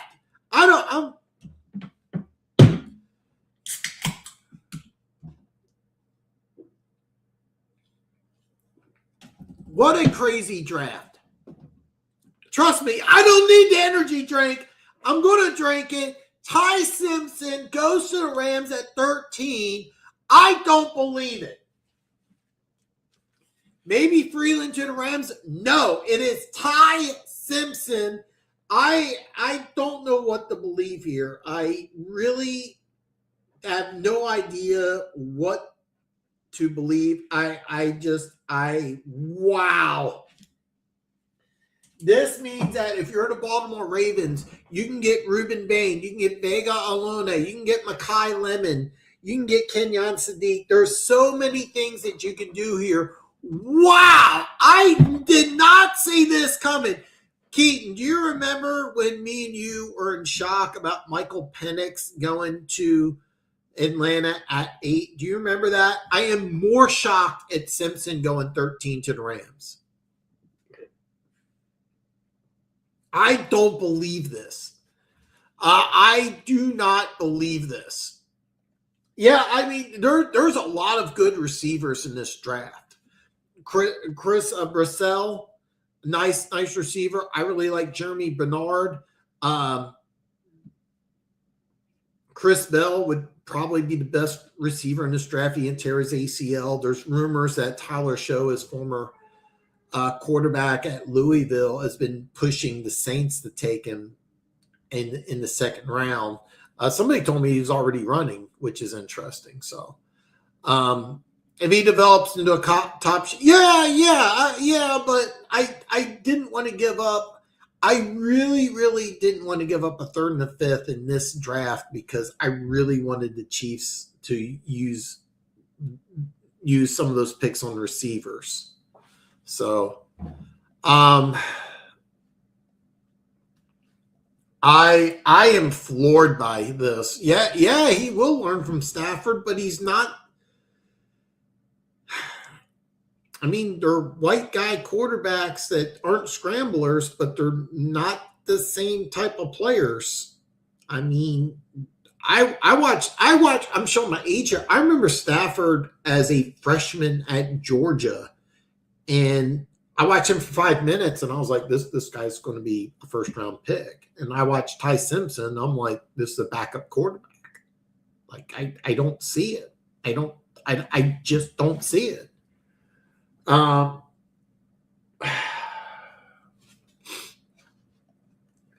think I would have said take a one at 74, but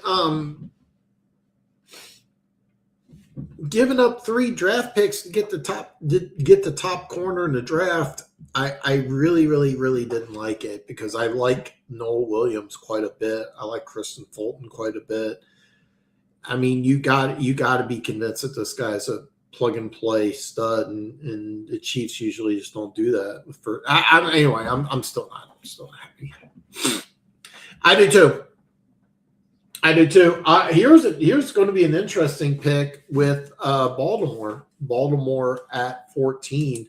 I've been mocking Vega Alone almost every single draft, but you still have Kenyon Sadiq, Mekhi Lemon. You could go Ruben Bain here. I really thought that Ruben Bain would be off the board by now. Stafford was slinging it since day one at Georgia. I said it reminded me of Favre. Yeah, that was inaccurate. That's accurate. Yeah. I watched him play at Georgia. I just watched him for 5 minutes. I'm like, that's first round quarterback. I watched the whole game with Simpson. I said, that's backup. So there are a lot of big receivers in this draft, and nobody knows who's going where as far as the receivers. Everybody has somebody different. So, but yeah, I have Vega Alone. I've been mocking that pretty consistently in this draft. If it's not Vega, it could be Freeland or a wide receiver. Don't rule out Kenyon Sadiq. I could also see Ruben Bain here. If he doesn't go here, I would be shocked if he didn't go to Tampa Bay. I think Ruben Bain is probably going off board next 2 picks. But we have Vega Alone as the pick for Baltimore. Excellent job for the Ravens. This is, I think, maybe the best player in the draft. And he's going to be a day one starter and just going to be an absolute monster. I absolutely love this guy. I think he's better than Tyler Booker, who went 12th last year to Dallas and was awesome. So I hated Stafford until he went to the Lions. Me and you watching, you remember watching him at Georgia. Like, I watched him as a true freshman. I remember when he came in, Georgia had a bunch of quarterbacks, and all they said was that, hey, we got this freshman who's just got this bazooka arm, and he ended up being the starter. And Stafford was just phenomenal. He might slide to 17. I actually thought he'd be off the board now. Teed Eagles would be really interesting. Right. So here's the deal: you got Bucks, Jets, Lions, Vikings. I think he'd be perfect for Tampa Bay. Traditionally, Tampa Bay has gone for guys who are a little smaller and lighter and faster. But this would be a nice pickup for Tampa Bay. I think this would be a great pick. Great pick. But there is a commercial break for the NFL Network right now. So we'll have to wait and see what happens. But Ty Simpson to the Rams floors me. I really shocked. Philly takes risk on off-field issues if they are talented. Absolutely, Philly does. Philly likes the redshirt players. That's why I kind of thought maybe Caden Proctor for a year would make a lot of sense. I'm looking at Max Ichenor as a possibility. But this will be kind of interesting to see what happens here because with Bain falling in this draft, does somebody want to trade up? We've seen 2 trades so far, and I predicted 6. So, but I really thought that Simpson would go much later. I'm floored by Simpson. Ooh, Bucks, let's go. Is it Bain? Is it Ruben Bain? I have no idea, Denver Gator. You apparently are a couple minutes ahead of me. So Sadiq could fall asleep, may be there at 29. I would love it if Sadiq was available at 29. I would love it. And I'm kind of looking at this draft and I'm thinking Philly at 23, maybe Cleveland's a possibility, but I doubt it. They hit gold with their 3rd round tight end last year, kid out Bowling Green. Really, really lit it up. So Steelers at 21, no spoilers. Steelers at 21. I've been mocking Emmanuel McNeil Warren, safety out of Toledo, and I think that Pittsburgh really their defense kind of stepped up when I forgot his name yesterday too. The guy they got, former 1st round pick, went to Jacksonville and was with the Rams for a while. I can't believe I'm drawing a blank on his name. Played at Florida State. I'm going to look it up. I'm mad at myself for not remembering his name, but I can't believe I'm forgetting his name. But Jalen Ramsey. So anyway, so when Jalen Ramsey moved to safety, that's when their defense really started to step up, and so I've been mocking another receiver. To keep in mind, they signed Brisker to a 1-year deal, but he was a guy that I was really high on coming out of Penn State. Didn't really pan out, but he's a guy that I'm thinking that they go that route because he's a big safety. He give me in that big nickel package. That's just kind of what I've been mocking over the last couple of years. The Bucks are on the clock, and they are really amped up. The pick is in. They are super excited. Sadiq could be in play. They can go offensive line, believe it or not. Ruben Bain's not out of question. Colton Hood, corner out of Tennessee, is definitely a possibility. Corner I really like, but I didn't, we'll have to wait and see. I see Ruben this would be a great pick for Tampa Bay, Ruben Bain right here. You keep him right in the state of Florida. If you're not familiar, if you've never been to Florida, it gets sticky. You have that heat. If you're not used to it, it's just awful. It like taking a breath, it feels muggy. It's insanely hot. You walk outside, everything's sticky, it's wet, it's really hot. If you're not used to it, like I'm in Vegas and it's hot, but it's a dry heat. It's completely different in the South. But Ruben Bain, I could see it here. Yeah, Mike Green, remember everybody thought he was going to go in the 1st round. He fell to the middle of the 2nd. Fell in the middle of the 2nd. And I didn't play that much, but I could have a big year this year.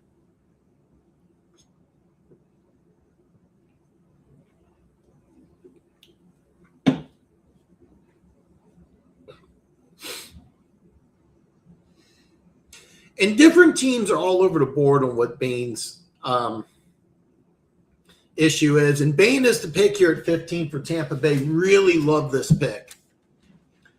Really, really love this pick here for Tampa Bay. Really love this pick.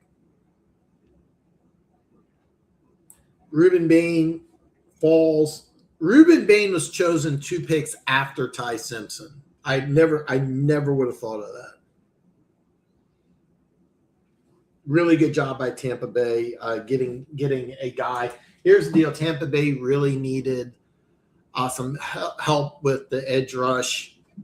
Yeah, the off-field issue is a deal. Yeah, you're right. Denver Gators, 100%. If you've never been to Florida before, it is sticky. It is muggy. It is hot. It like being in Vegas for 110 is much, much more comfortable than being in Florida in 90. Trust me on this.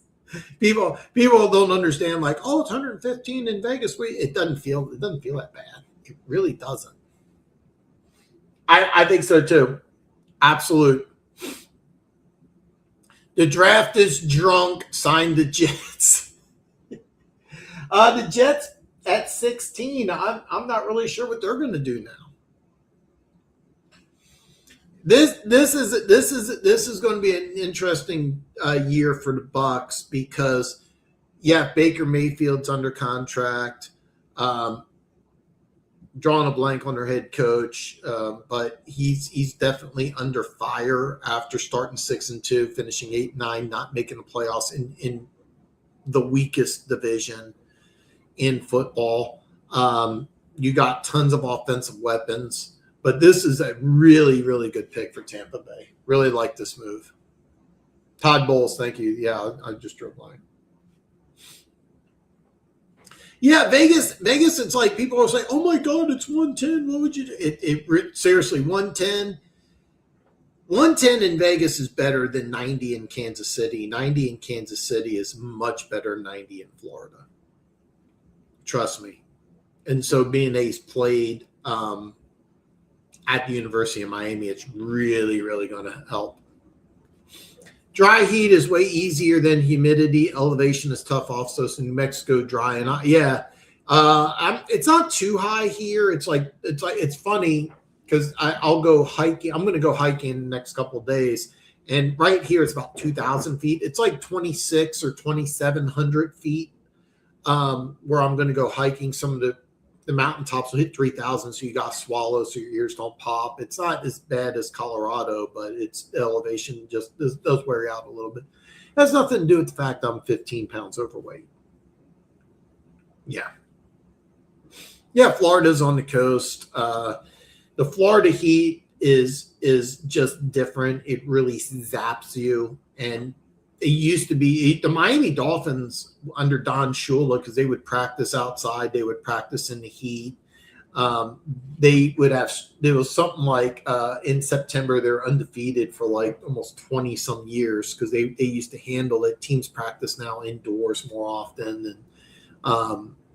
But it's something that if you're used to, it's a nice advantage. Jets pick is in, which is kind of interesting. I no trades going on here. By the way, for those of you who wanted Detroit to take Freeling, you may be in really good shape.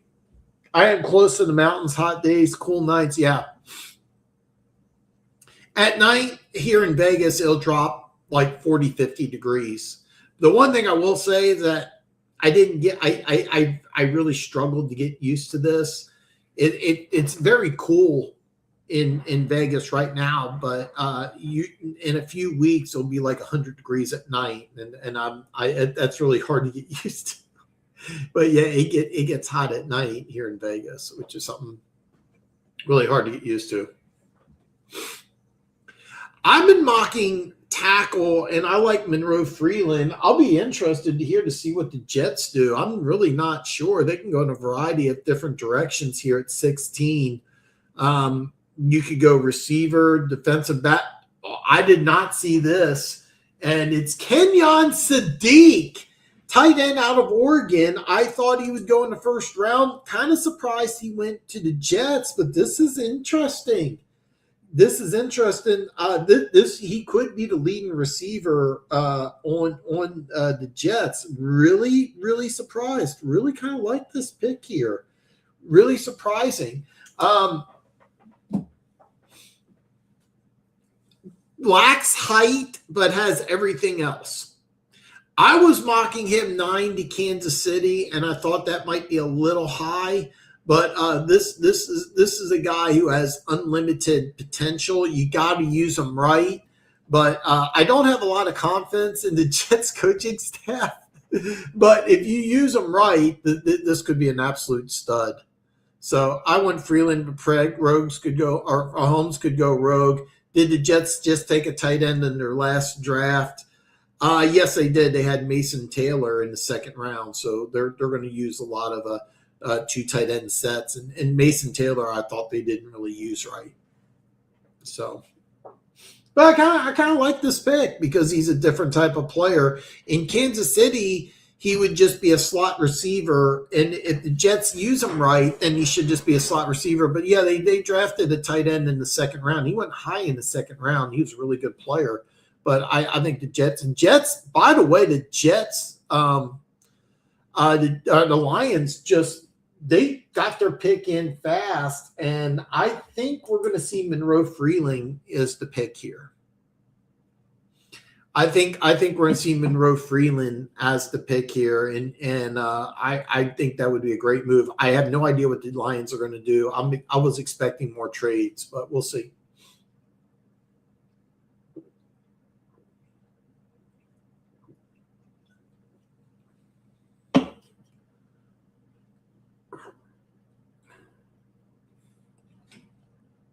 But yeah, Terry, they did take a tight end high in last year's draft. So Glenn better start strong. He'd be gone by midseason. I was surprised he stayed on. Some people think that he's going to be the sacrificial lamb because they're trying to go all in for Arch Manning. I don't think teams tank, but I do think the Jets, because they have 3 first-round picks in next year's draft, which is supposed to be that quarterback-rich draft. I do think that the plan is for the Jets to take a quarterback next year and to build up their roster this year. You got the best pass rusher, and you have the best tight end in this draft. You already had Mason Taylor. You do have a hole at receiver. So if they use Sadiq like a wide receiver, and he would have been used that way in Kansas City, then you get a really, really good move for the Jets. They got to use these guys right. So if the Jets are not competitive, then if the Jets are not competitive, Aaron Glenn will be gone. Lions have always gotten their picks in fast. I've not noticed that, to be honest with you. I'm not saying it's wrong, but yeah, they have gotten their picks in fast. At least this year, just bam. And I've been mocking Monroe Freeland, and that would be a great pick. I think Trinity from Ole Miss will be a top QB next year. You heard it here first. He could be. So you have Trinity. You have Dante Moore. Lenora Sellers, I think, would go number 2. By the way, Denver Gator, I need to talk college football, but if you've been paying attention to South Carolina, they have a receiver who I am in love with. They have Lenora Sellers, who I think would go number 2. They have a really, really good running back and a really good recruiting class. South Carolina is a team I'm kind of circling. People are sleeping on, but I think they could be in the college football playoffs. They really could. A lot of talent there. But you got Trinity. I just named 4 names just right off the top of my head, and there could be more. NFL fined them 1 year or gave us a warning. Oh, okay, about their picks coming in. So I don't know. I don't know if they give them the league yelled at the Lions for the Hutchinson picks. They literally took less than 10 seconds. Oh, okay. I was going to say, because what happens is if you don't, let's say time expires and a team can just jump ahead of you. So, Dan, no spoilers, but the boy we talked about in private just got picked. Really? Well, I'll tell you what, the Lions are very, very happy with their picks. Dan Campbell is very, very, very, very happy. And I'm going to level with you. I forgot who we were talking about.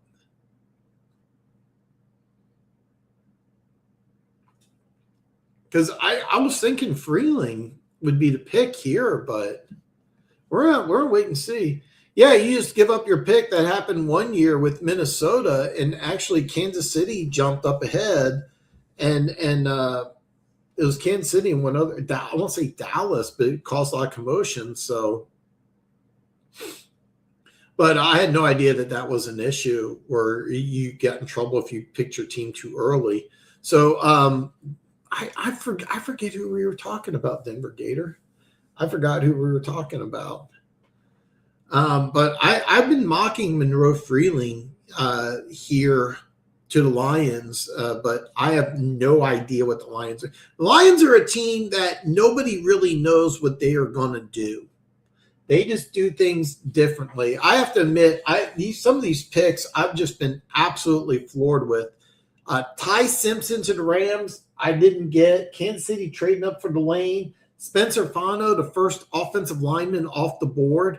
NFL came like, yeah, but you can do different things here. But yeah, I had no idea that was a bad. They got a guy from the Make-A-Wish Foundation coming up. That's always kind of cool.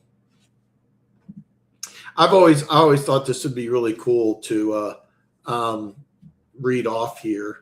One of these picks. I didn't see this one. You are right. We did talk about him. By the way, this has been my mock to Kansas City.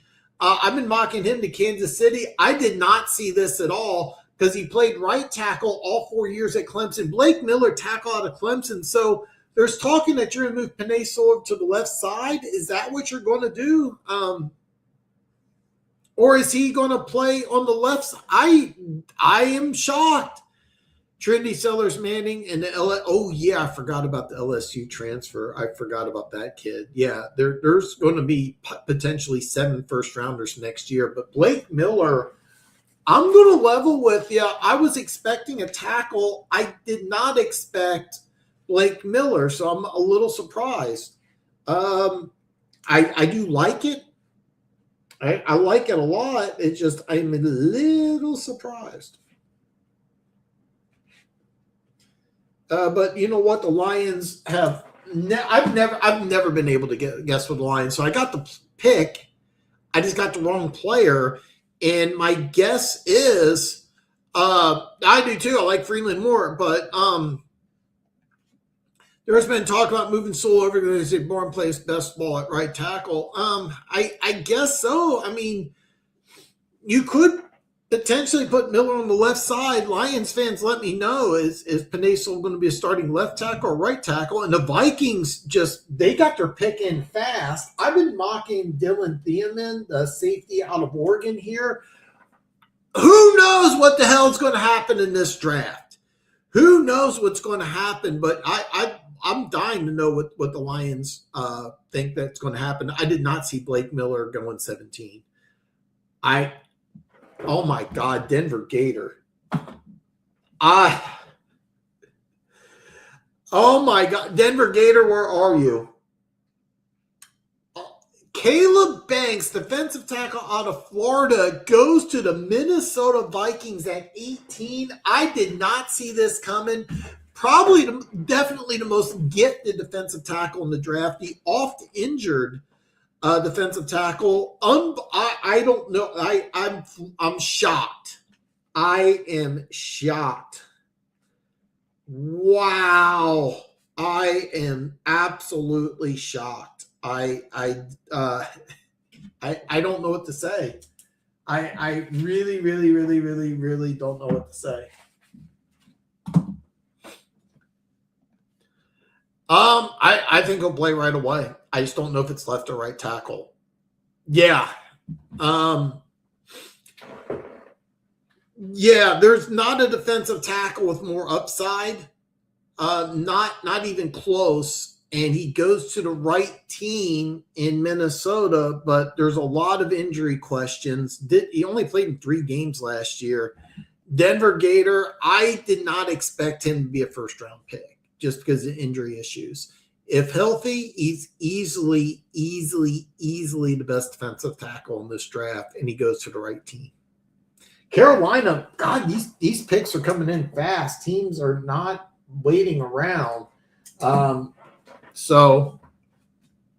And we have a trade. Philly has jumped up. Philly is actually okay. Philly and Dallas have made a trade. So Philly and Dallas have flip-flopped first-round picks, and Philly is going to pick at 20. Dallas has jumped down to 23. So an NFC East trade. So we have 3 trades here. Yeah, we have a trade coming up. I'm not sure which side he's going to play. I personally don't want to see Sewell move to the left. Most top-end pass rushers play most of their snaps on the left. I'd rather keep them against them. I don't like the idea of taking the best right tackle in football, arguably the best right tackle in football, and having them switch spots. So I would have taken the left side. I'm floored by the pick. But if you want to move, if you're comfortable moving sort of to the left side, great. But I also don't have a problem taking a rookie and saying, hey, you're going to be a starting left tackle. Yeah. Philly and Dallas flip-flopping picks. I don't like take risk on injury players in round. Me neither. So I'm floored by this move. Was he really? I thought he was a right tackle. I know he was a unanimous All-American, but I didn't know that. He was top. Okay. But Lions fans, you'd have to tell me. I thought Freeling was the better player, but the one thing I do like about Blake Miller is that like this guy was just consistently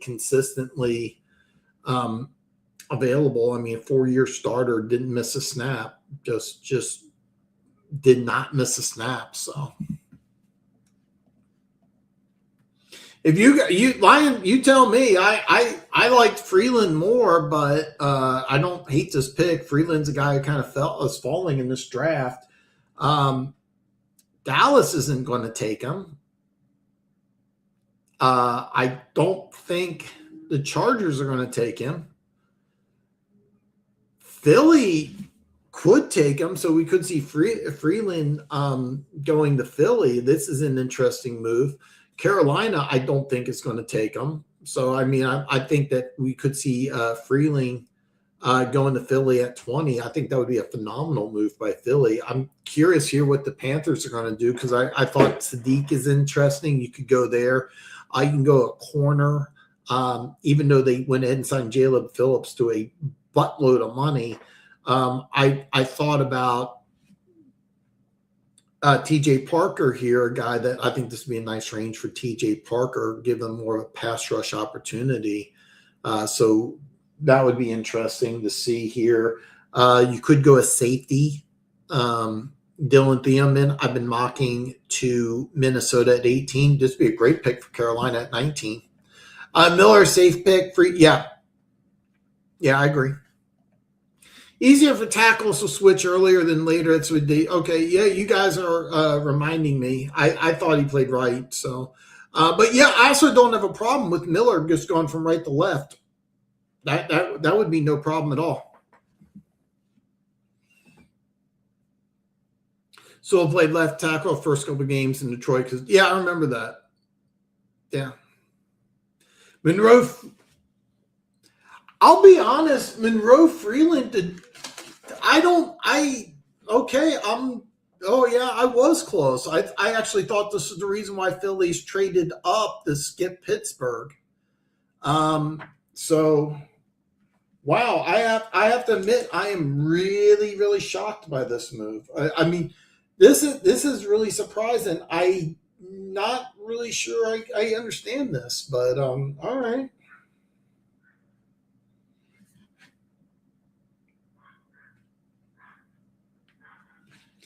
I'm going to probably give the Panthers a better grade on this pick than most, just because I really like the player. But yeah,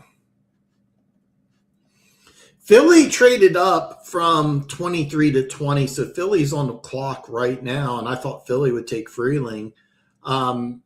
I'll be honest with you. I'm a little surprised by him going to Carolina. I'm actually really surprised he went to Carolina. So I'm really floored by this. All right, I have early. Hey, Funk, man, you have a good night, brother. You have a good night. Wait till you see the Philly pick. I thought that Philly could go Freeland here. I thought you could go tackle here. You can go Max Ichinor here. I'm butchering poor kid's name. I'll be honest with you. I actually thought you would trade for Freeland. You can go an edge rusher here too if you're Philly, but you never know what the Eagles are going to do. Let's see here. I do expect them to trade A.J. Brown, so we could see a receiver. And we do got a receiver. Mekhi Lennon off the board here for Philly. I actually really like this pick. So we have our third trade in the first round. Mekhi Lennon slides to 20. I actually really, really like this pick. Really like this pick. Pretty solid, actually.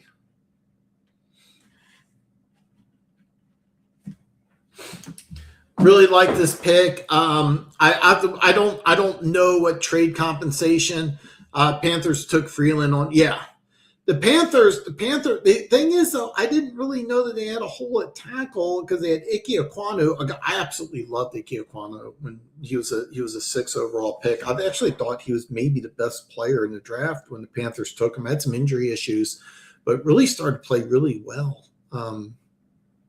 So I didn't know there was a hole on the other side. So AJ Brown's out the door. Completely different type of receiver than AJ Brown, but this is a guy that a lot of people thought was the best receiver in the draft. A lot of people had him as the same type of player as Amon-Ra St. Brown. If he ends up being Amon-Ra St. Brown, then this is a steal. I think what knocked him down was the poor job he did at the combine talking the teams. That's a big deal. A lot of people think that it's not a big deal how you respond to these questions. It's a huge deal. But the Eagles don't really have an issue with that. But the A.J. Brown going to the Patriots, I think will happen. It'll happen June 1st. But I have to admit, I didn't see this coming for the Eagles, but nice job by the Eagles. I'm curious of the trade compensation. So Dallas traded up one pick for Caleb Downs. They gave up a couple fifth-round picks. What's the compensation that they're going to receive from the Eagles? So Dallas always a fun team during the trade. They trade up and they also trade down. So this will be interesting. But yeah, A.J. Brown's definitely out the door. I like this move. 3 trades so far. As soon as I find out the draft compensation, I will let you know. Really, really like this pick for the Eagles. Really like this pick. A.J. Brown is not going to come back. I think he's a New England Patriot. That will happen June 1st, but we'll see what the compensation is. I think picking Freeland was best player available for the Panthers. Yeah, I think so too. I thought Freeland could have been, if you had to say, give me who's going to be the first tackle chosen, I would have said Malioga, but the first left tackle, I would have said Freeland. Turns out to be that Fano. So you had Fano, Malioga, Miller, and then Freeland. And I still think that we're going to have a couple more tackles going in the first round. I think we still got a few left. But I've been mocking Blake Miller going 29 to Kansas City. So he's a player I like. Freeland was a guy that massive upside. Massive upside. So this could be an absolute home run for the Eagles. I like this pick quite a bit. I have no idea what the Cowboys gave up, and but nice move by Philly trading up to get a guy who a lot of people think is the best receiver in the draft. So yeah, exactly. NFL teams do see things completely different. I really do like this pick, considering I think A.J. Brown is gone. You get 2 receivers that are really good route runners, real good run after the catch type of guys you hope that you can get good value for AJ Brown, who I definitely think is gone. Curious what the compensation is for Dallas. Really curious what the compensation is for Dallas. The picks already in for the Steelers. This is a team I have no idea what they're going to do. I have no idea what the Steelers are going to do. I've been mocking Emmanuel McNeil-Warren here, but we'll have to see. Finish what you start. Awesome show, Dan. Great job. We miss you. I don't know who you are.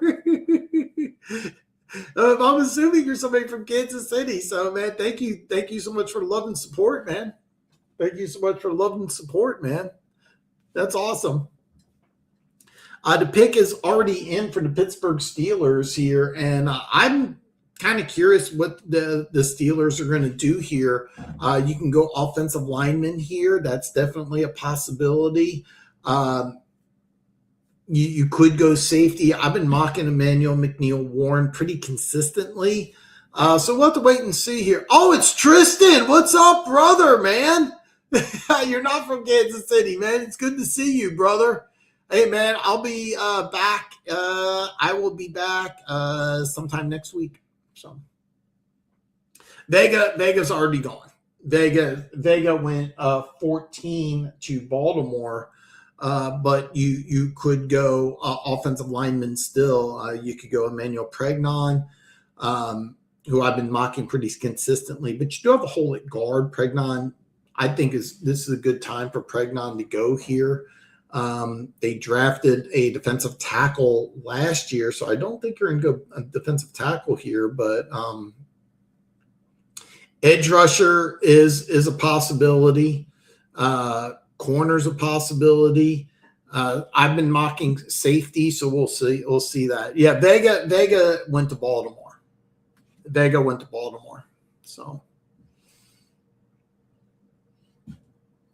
So, Tristan, thank you for the love, brother. I'll be back sometime next week.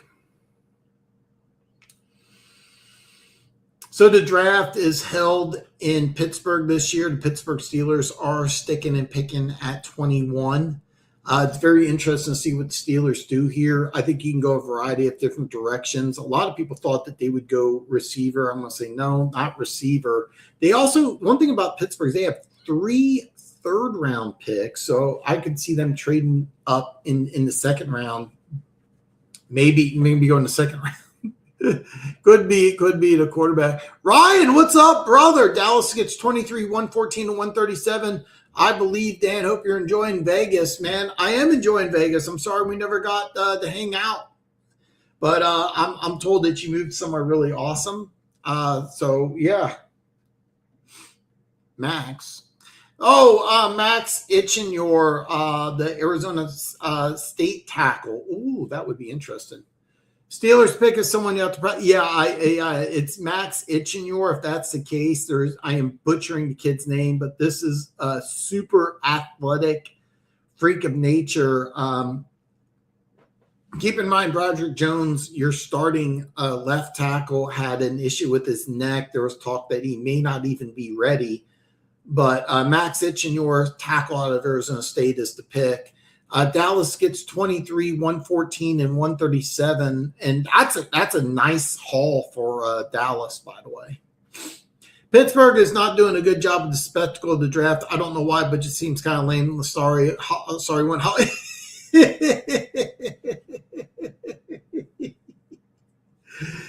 Well, you remember when it was in Kansas City, it was kind of neat. I remember in Vegas, they had Motley Crue playing. So, yeah, Max Ichenor, I didn't picture them going offensive line. It is an interesting pick. 10 years from now, this may be the best tackle in football, but I don't think he's day one ready. So I'm a little confused by this pick, if I'm being perfectly honest. I like the player. I was really, really high on him. It's just that I really thought that this is a guy that really, really needs to sit for a year. So Who did Dallas get again? According to Ryan, they get 23, 114, and 137. They haven't posted compensation on the NFL Network, so I honestly don't know.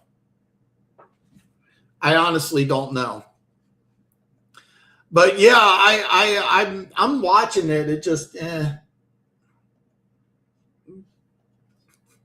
For those of you who don't know, Tim Wallace and Ryan Wallace are brothers. I've known Tim for over 20 years, and me and Ryan have met a handful of times. But when I moved out here, me and Ryan haven't had a chance to get together. So that was unfortunate, and then he moved. So they haven't shown it, but according to Ryan, it's 23, 114, and 137. When the Steelers were good, they drafted O-line. Yeah, I like the pick. Don't get me wrong. It's just that this is not a guy I want starting day one, and they have a hole at guard. Are they planning on moving him inside? Do they want him to replace Broderick Jones? I have some questions, but I like the player. Just question the team and where are they going to play him at? The Chargers are a team. They only have 5 draft picks, so I thought the Chargers would be a team I thought it might be interested in trading down. Instead, they're going to stick and pick. They do have a hole at guard. Is it too soon to take a guard? That's questionable. Do they want to go edge rusher? There was talk about Quentin Johnston, a player I loved when he was coming out of TCU. He was a raw player and never really developed the way that the Chargers thought he would. There's talk about him being traded. I don't think you would get a ton, but I'm curious what the Chargers will do here at 22. Interesting pick here. I've been mocking guard pretty regularly. So, but yeah, I mean, when the Steelers were good, they had a solid offensive line. The offensive line's not been that good, but I'm curious. They've been moving Broderick Jones to left to right side, but he has a neck issue. He may not be ready to play. So with Ichenor, he's a guy that I've been mocking him to Philly because I thought he would sit a year and then replace Lane Johnson. But if you're going to stick and pick and take Ichenor at 21, where is he going to play? Because they have a hole at guard. So are they going to move him to guard? I don't know, and I'm curious about that. Pregnon is the guy that I've been mocking to the Chargers pretty consistently. I think he's the best guard in the draft. But the Chargers drafted Keem Messidor, defensive end out of University of Miami, the other guy opposite Ruben Bain. Different people think different things. I'm a little surprised that the Chargers drafted him. There was some talk about Messidor going early. Some people don't know if he's a first-round pick. This is interesting. But you could easily get your starting guard in round 2. That's not too much of an issue here. Messidor is an interesting pick because this is a guy that he's an older player. Had 12.5 sacks. He had a lot more sacks than Bain, but I think Bain overall was the better player. But really, really a solid player, though. I don't hate this pick, but it is interesting. Now, keep in mind the Chargers do have to address guard sometime in this draft. So we'll wait and see here. Now, Dallas at 23, are they going to trade again, or are they going to stick and pick? Yeah, absolutely. There's some really good interior offensive linemen in this draft. So you can go ahead and get one later. Pregnon, I think, is a first-round talent, but he may not go in the first round. But Messidor going to Miami. Messidor, I'm sorry, going to the Chargers at 22. Not a bad pick at all. Okay. I wonder. Yeah, I have to figure. With somebody puts. I don't know how to delete that or fix that, so I apologize. So for that. So Dallas is under 4 minutes. I would not be surprised if the Cowboys are making a move, trying to do some trade talks here. They may want to try to trade down. According to Ryan, it was a 4th and a 5th round pick that they got from the Eagles. So the Eagles did have a lot of draft picks. Interesting, Dallas gave up 2 5th-round picks to move up one spot for arguably the best player in the draft. Depends on how highly you think of Caleb Downs. So it's going to be interesting here. Dallas now, we're going under 320. Keep in mind, it's 8 minutes instead of 10. But it looks like since Dallas traded down, it looks like they may be interested in trading down again. Cleveland picks at 24. Remember, they went ahead and traded down earlier in the draft. They got an extra 3rd and a 5th from Kansas City. Nice job by Cleveland, by the way. We'll see what they are going to do, because Cleveland did fill their hole at tackle, but they still have a hole at receiver. So we'll see what they're doing. Terry says he was a big risk reward. It was Bain getting double teams and he took advantage, but he blooms late. That's a big concern with him. Yeah, also the age. Now, keep in mind, I don't have a problem taking older players later in the draft, but in the first round, it is an issue because you're not getting, potentially a good 6 to 10. You're basically thinking, hey, this is going to be the guy for that first contract, not the second contract. But the Chargers are a team that thinks that they're ready to make that next jump. You have a hole at guard, but you can address that in rounds 2 or 3. So we're going to see what happens. Dallas did stick and pick at 23, so they went from 20 to 23. It looks like they got a 4th and a 5th, so we'll have to wait and see what happens to Dallas with those other picks. Dallas, very creative team in the draft. They traded up one spot earlier. They went from 12 to 11 to take Downs. A hole that they have. You could see a corner here because there was some issues in the secondary. So don't be surprised. Maybe Colton Hood could be the pick here. We'll have to wait and see here. But don't be surprised if it's Colton Hood. But Dallas at 23 has already chosen. It's just a question of who did they pick. So we'll have to wait and see. But I'm kind of leaning towards Colton Hood here. That's kind of what I'm thinking of. So with the Chargers, nice pick with Messidor. I'm not sure he's a day one starter, but I guarantee he's going to contribute right away. Could warrant a safety. I don't think they're picking 2 safeties. I would be really shocked if they did, but Dallas is an interesting team. I'm going to man up and see if I can see a Chiefs next pick, but under a tornado. Oh, wow, you're under a tornado warning. No, wow, I had no idea you're under a tornado warning. Yeah, I do remember those. Yeah, there's no tornadoes in Vegas. Supposedly there's an earthquake here and there, but I have yet to experience any of that. It was supposedly 90 earlier today. I've been inside all day, so I went outside just briefly. But one thing I've noticed about Vegas, everybody's pale out here. People don't spend a lot of time outdoors in Vegas. But I'm off for the next couple of days. I am gonna go hit the mountains and go on a trail. I don't know if I'm doing that tomorrow or not. We'll see. But I am going for a hike here in the next couple of days. Really excited about that. Under a tornado warning. Yeah, there is a reason why I moved out here.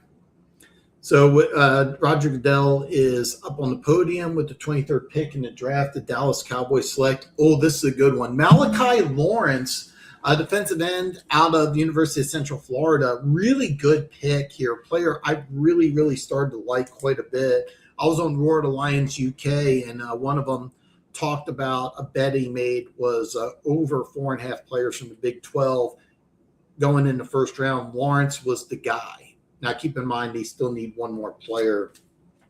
Hit that bet, but I really, really like this pick. I think that this is a guy that if he played at in the SEC or the Big 10 would have gone in the top 15 because he's UCF. He goes at 23, but he's a very, very, very good player. Had a great combine. So I really like this pick here. Great job by Dallas Cowboys getting 2, I think, day one starters. Again, this is a guy because he played at UCF. You may not have heard too much about him, but if he played at Ohio State, Alabama, Georgia, he's top 15 all day long. It's a really, really, really good job by the Dallas Cowboys here. I haven't seen this player Nate first. I didn't mock him in mine. I thought about mocking him late. I was on Roar the Lions UK. We all talked about him being a first-round player. He's a guy that he's a guy that a lot of people thought would go high in the second and potentially a first-round pick. The only issue I have with him is that he just played at a smaller school. So because he played at a smaller school, I haven't mocked him. I think I mocked him in the first round once, but this is a pretty good player. Pretty good player. Did a really good job at the combine. I think there's, to be honest with you, so you have Sam Williams. You got Uzurke, a kid they drafted in the second round out of Boston College, guy I really liked. So he'll be in the rotation, but you get Caleb Downs and Malachi. So I like the draft. I like the pick. I like the pick quite a bit, but I've been mocking him in the second round. I had Cassius Howell rated higher. I had TJ Parker rated higher. Cassius Howell, there's questions with the arm length, so I had him later in the first round, but I thought Howell and TJ Parker would go higher, SEC, ACC versus, I mean, I know UCF's now in the Big 12 or whatever the hell they're in. So, yeah,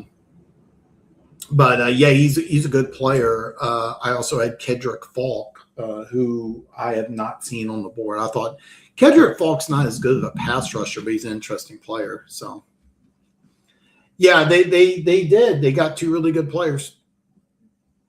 He was. Browns pick is in. They really took advantage of Kansas City. I'm curious what they did here, to be honest with you. It looks like the pick is in. I thought there's a possibility that maybe you want to trade down. If maybe they want to trade down. But I really like what Cleveland did. They got some extra picks. I have no idea what they want to do with Fano. Is he going to be a starting left tackle? I've been mocking him as a guard, so him being first tackle off the board is interesting. Lost power to storm him out. Take care of all. Damn. Okay.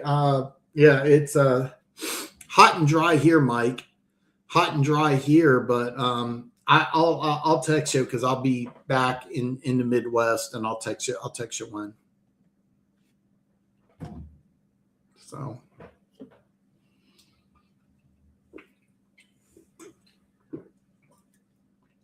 I don't know why I'm drinking an energy drink. I don't need it.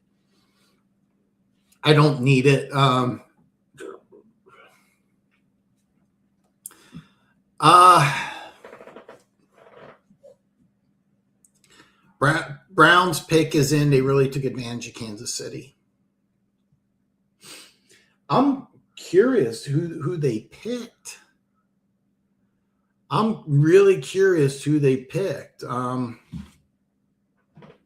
I do think that they needed. I think their two biggest needs were tackle and receiver.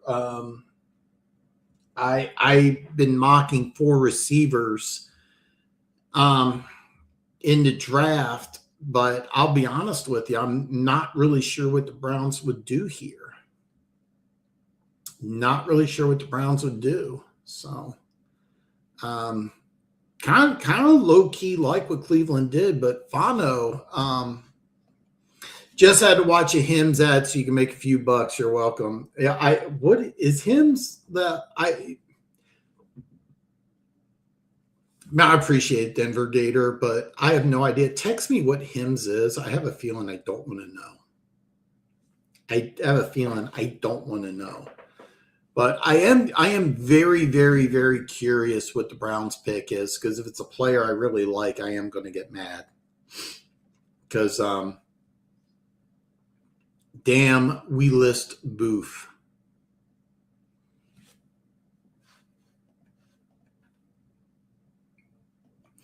I'm really curious what the hell did Cleveland do here? I'm flummoxed. And is it a player? Because I was really thinking Kansas City would go tackle here, and This is interesting. I like it. Casey Concepcion, wide receiver out of Texas A&M. I haven't mocked him too many first-round picks, but I do like him here. Nice job by the Browns. This would not be a bad pick for Kansas City, so really good move. You go ahead and you get a really good offensive lineman, and then you get Casey Concepcion. So this is not a bad pick for the Cleveland Browns. Not a bad pick for the Cleveland Browns because I think Cleveland had a hole at tackle. Now, is Spencer Fano going to be a left tackle? If he is, that could be a good one. With Casey Concepcion, this is a guy, when he gets the ball in his hands, he's super electric. Had a lot of drops, but I'm not too concerned about that. This would be a guy that's a big playmaker. And so this is a guy that could be really, really, really special. I like this pick quite a bit. The Browns took Casey Concepcion. He's a guy, when he gets the ball in his hand, almost went pornographic there, but when he gets the ball in his hand, he's electric. Really, really nice pick. Had some drops. He's not the biggest guy. Really like him for the Browns. Oh, okay, but pushing the okay. I know what him is. So, hey, thank you, Denver Gator, for enduring that. I really appreciate it. Really appreciate it. Thank you so much, Denver Gator, man. I appreciate it. So, Casey Concepcion goes to Cleveland. It's kind of funny because if we named the top 5 receivers in this draft, everybody's going to have a different name. He wouldn't have been in my top 5, but he is the guy that run after the catch is the most dynamic. So the Bears are they're doing some handshaking. So they stick and pick at 25. Kind of they really need a safety. So I'm thinking Thiamin or Emmanuel McNeil Warren. So I thought 3 safeties would go in this draft. So that's kind of what I'm thinking here for the Bears. I'm thinking the Bears would go safety. So we'll wait and see what happens. But I'm leaning towards the Bears going safety here. And by the way, I thought there would be 3 going in the first round. Right now, there's only 1. So I kind of like safety here to the Bears. The Bills pick at 26 and San Francisco at 27. Both these teams are candidates to trade down. So if you draft a wide receiver in round 1 to drop issues, it is a problem. It is a problem, don't get me wrong, but this is a guy that for a team that really struggles offensively, this is a guy that can make things happen in the open field. So you put him with Jerry Jeudy. You also have Harold Fenton, your tight end, who led the team in receptions and yards receiving and receptions. Really, really good player. They got out of the 3rd round out of Bowling Green. Really liked their draft last year. So I don't have too much of a problem with it. Out of my top 5, he didn't make it, but for the Cleveland Browns needing a playmaker, normally you don't have your first round pick returning punts and kicks, but I expect him to be a punt returner. And the Browns should figure a creative way for him to get the ball, like on bubble screens and things like that. So I like him for Cleveland. I actually really like him for Cleveland, but he did have some drop issues. So yeah. But a guy like let's look here. So like Denzel Boston. He didn't really have drop issues, but I would have had him if I ranked him. I would have Boston above Casey Concepcion, but for Cleveland, Concepcion's a better player. All right, he's just a better player because they're so struggling on offense. They need a guy that you can take a slant and then get yards after the catch. That's something Cleveland really struggled with. But I'll be honest with you, Casey Concepcion, I would have liked more in Kansas City. Versus Denzel Boston didn't have drop issues, but more of a red zone type target. So the Bears pick is in. We're at a commercial break right now, so we're waiting to see what happens. I'm expecting a safety. You have Dylan Thiemann. You also have Emmanuel McNeil-Warren. Both are safeties. I thought that would go in the first round. You could potentially go corner here. Colton Hood, a guy that I really started to like, is available. So he's still on the board. Big trade. I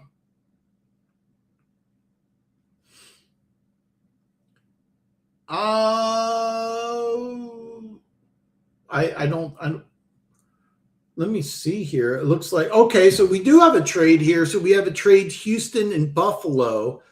Flipped spots here. I'm kind of curious what Houston would do. I got a feeling Houston's making a trade for Caleb Lomu, the tackle out of Utah. He's still on the board. He would be a day one starter at tackle here. That's kind of what I think Houston's doing here. But Houston-Buffalo trade, that's kind of what I think's going on. Drops to Judy and Casey, this could be hilarious. It could be, because Jerry Judy had a lot of drops as well. So we'll have to figure out. I like the Casey pick for Cleveland. Great defense. I seriously think that Cleveland could be really good. We'll have to see how good of a tackle Spencer Fanu. They're listing him as a tackle, so if he's a day one starter at left tackle and the arm issue is not a problem, then they could be really good. Casey Concepcion has to be the punt returner, has to be electric, and maybe you can live with some drops. Curious what Houston – now keep in mind Houston has the 38th pick in the draft, so they have 2 second-round picks. So I kind of thought that Houston would be a team that would trade up in this draft.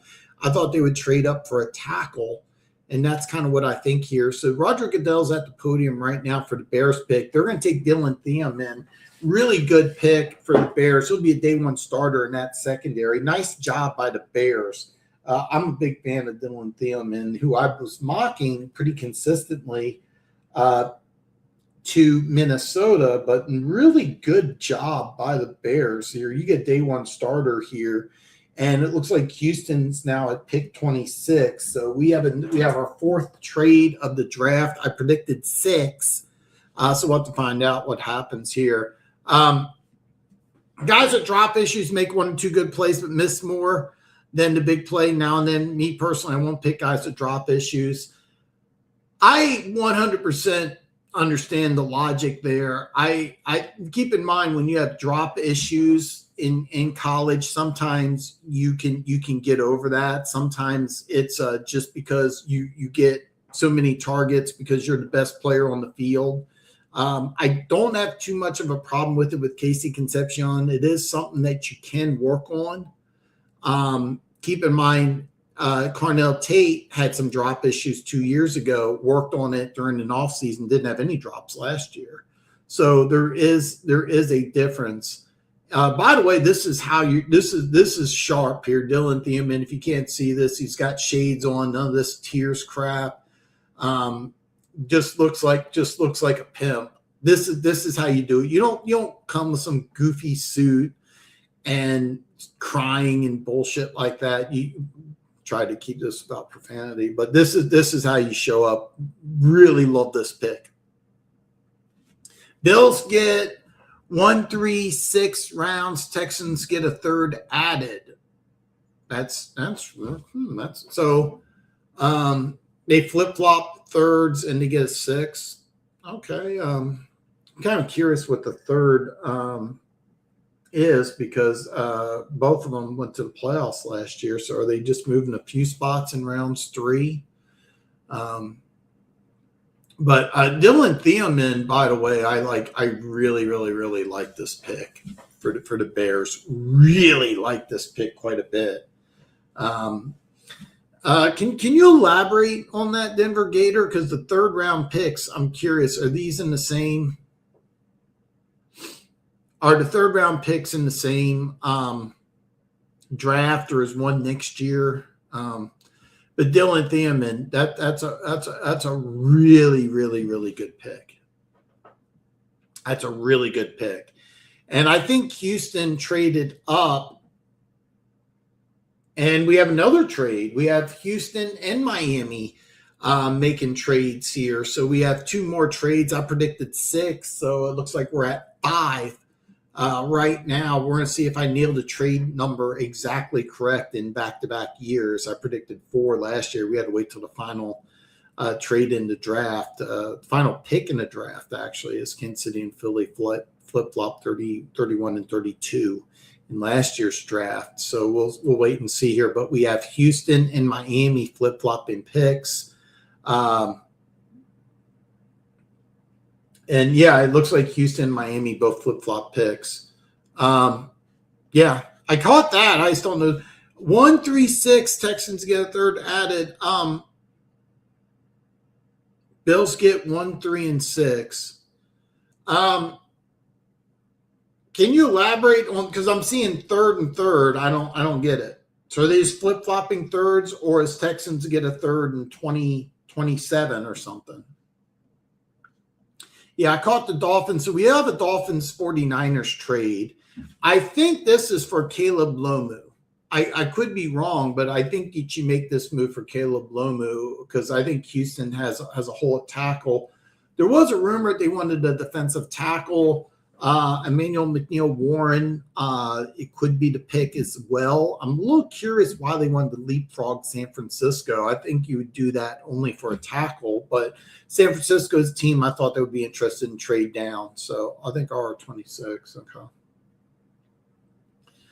So, I mean, you're flipping third-round picks, and then you get a 6.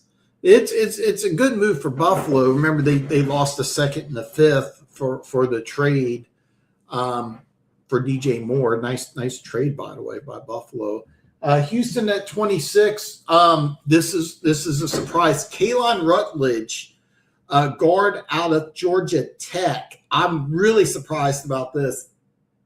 Nice pick, though. They traded for Kalon Rutledge. This is the guy that was making a lot of noise later in the draft. So nice pick. This would be a day 1 starter, but I thought they needed a tackle, not a guard. So I'm a little confused about that, to be perfectly honest. So a little confused about that. But this is a guy that it's going to be really good for a team that wants to run the ball. I'll be honest, I'm a little confused about that because I'm a little confused about that because did San Francisco really want a guard? So I'm a little confused. I want to see the compensation. Pick number 27, Miami. Also a trade here. That's going to be interesting to see because Miami is a team that just got two extra picks. Would they give up? So we'll have to see what happens here. Kind of curious what Miami is trying to leapfrog Buffalo over. My guess would be Colton Hood. Lomu's a guy who I thought would go in the first round. By the way, Lomu to Kansas City at 29 would be really, really interesting. Really, really interesting.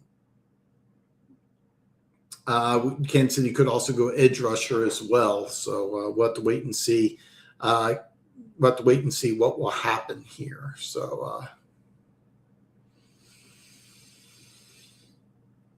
So Miami is on the board. The pick is already in. So I'll have to get some more information about these trades when I do my grade show Monday, my award-winning grades show. All this would have. Yeah, I would have took Pregnon too. I would have took Pregnon too.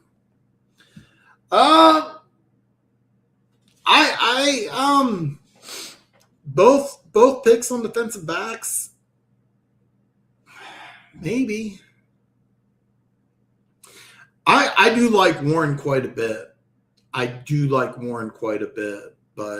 I would be shocked. Yeah, I Pregnon, Basantis, the guard out Texas A&M rated higher. I don't hate it, but I also thought that the hole was at tackle, not guard. I'm before I do my grade show, I kind of want to do some research on it, and then But overall, I really like the player. I mean, you're getting a physical, hard-nosed guy. Could it be that Houston wants to be more of a running team in 26 and rely less on C.J. Stroud? There was some rumors that if Stroud has a bad year, that Houston may try to draft a quarterback and instead of trying to pay Stroud an insane amount of money, which I think would be a mistake. Oh yeah, I'm a huge fan of Emmanuel McNeil-Warren. I thought he'd be off the board by now. It's just that I think that Kansas City has a bunch of needs, and so using both first round picks on secondary picks, I'm like, I mean, we need an edge rusher, we need receivers, and we gave up draft picks already, so I'll have to wait and see. By the way, Emmanuel McNeil-Warren to Miami makes a lot of sense. Remember, they traded Minkah Fitzpatrick to the Jets. So because they traded Minkah Fitzpatrick to the Jets already, I'm kind of thinking that they could go safety here. So they went ahead and went with Caden Proctor in round 1. Interesting move. They could have taken Caleb Downs. So here's the drill: if they do take, if Miami traded up so that they could get Emmanuel McNeil-Warren, if Warren ends up having a better career than Caleb Downs, then it's a great move. But if Downs ends up being the player that Dallas thinks he could be, this could be a massive whiff for Miami. But one thing about Miami is I know that they've been adamant that they want to get stronger on build the team inside out. So we could see a defensive end right here. Keldrick Falk is a guy I'm thinking is a possibility. Maybe go offensive line. Miami took a running back that runs in the 4.2s. Yeah, I mean, yeah, but that's the old regime. This is the new regime. They've redone everything. They got a new general manager. They got a new head coach, and I think they want to rebuild this team. And that's the reason why they traded Jalen Waddle in the first place. So, but let's see what they do here. Chris Johnson.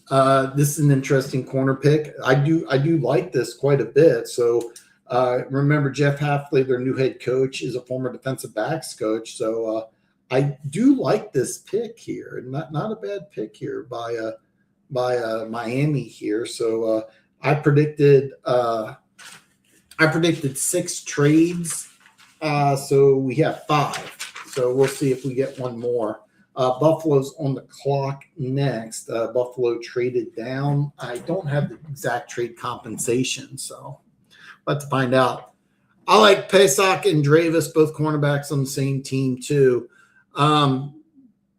Pesach and Dravis, I'm actually not familiar with those guys, to be honest with you. But I will say this, I do like Chris Johnson, because one thing about Miami is that they kind of want to change the way that they were. They want to be more physical, more power based. There was some talk about them trading that running back whose name I'm just absolutely forgetting, but it ends up he's going to stay there. But with Chris Johnson, you're getting a bigger, more physical corner. And we do have a trade. New England is traded up to 28. So we now have 6 trades in the first round. I did predict 6 trades. So the New England Patriots are on the board here. Interesting. We do have a Bills-Pats trade. I predicted 6 trades. Will we see more? Will we see more? So we're going to find out. We're going to find out what happens here. Running back. Wrong, Chris John.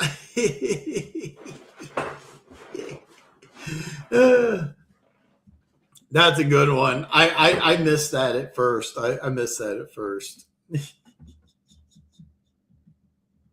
Sorry, Denver Gator. I missed that.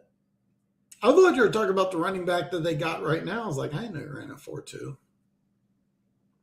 I'm kind of curious. So New England's trying to jump ahead of Kansas City. Is it for an edge rusher? Emmanuel McNeil-Warren, receiver possibly.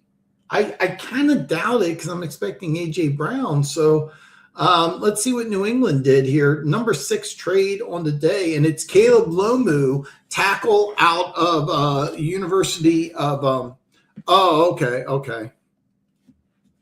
Is Janarian Price off the board yet? Go Bronc. He's not off the board. He could go to Denver at 62. So New England trades ahead of Kansas City. Brilliant move by New England, by the way, because I think Caleb Lomu would have been a pick here for Kansas City. So great job. By the way, does this mean that you're taking Will Campbell and you're moving him inside? That's going to be very interesting. Really like this pick here by New England.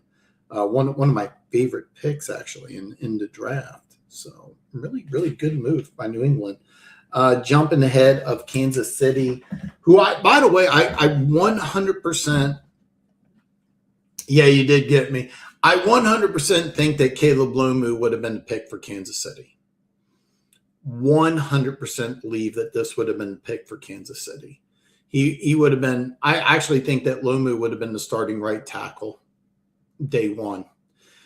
So what this could mean is that I don't think the Chiefs want to use this pick for a tackle here. I wouldn't be surprised with Kansas City.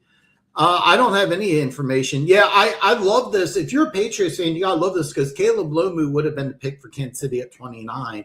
I think the Chiefs are kind of scrambling right now, and I think the Chiefs are trying to trade this pick. I think the Chiefs are trying to trade this pick because I really think that they wanted Lomu, but no, they stick and pick. Sorry, I've been gone. That the lane pick froze my brain while it's decent. We have a way the Hall to move up to 3. I want to say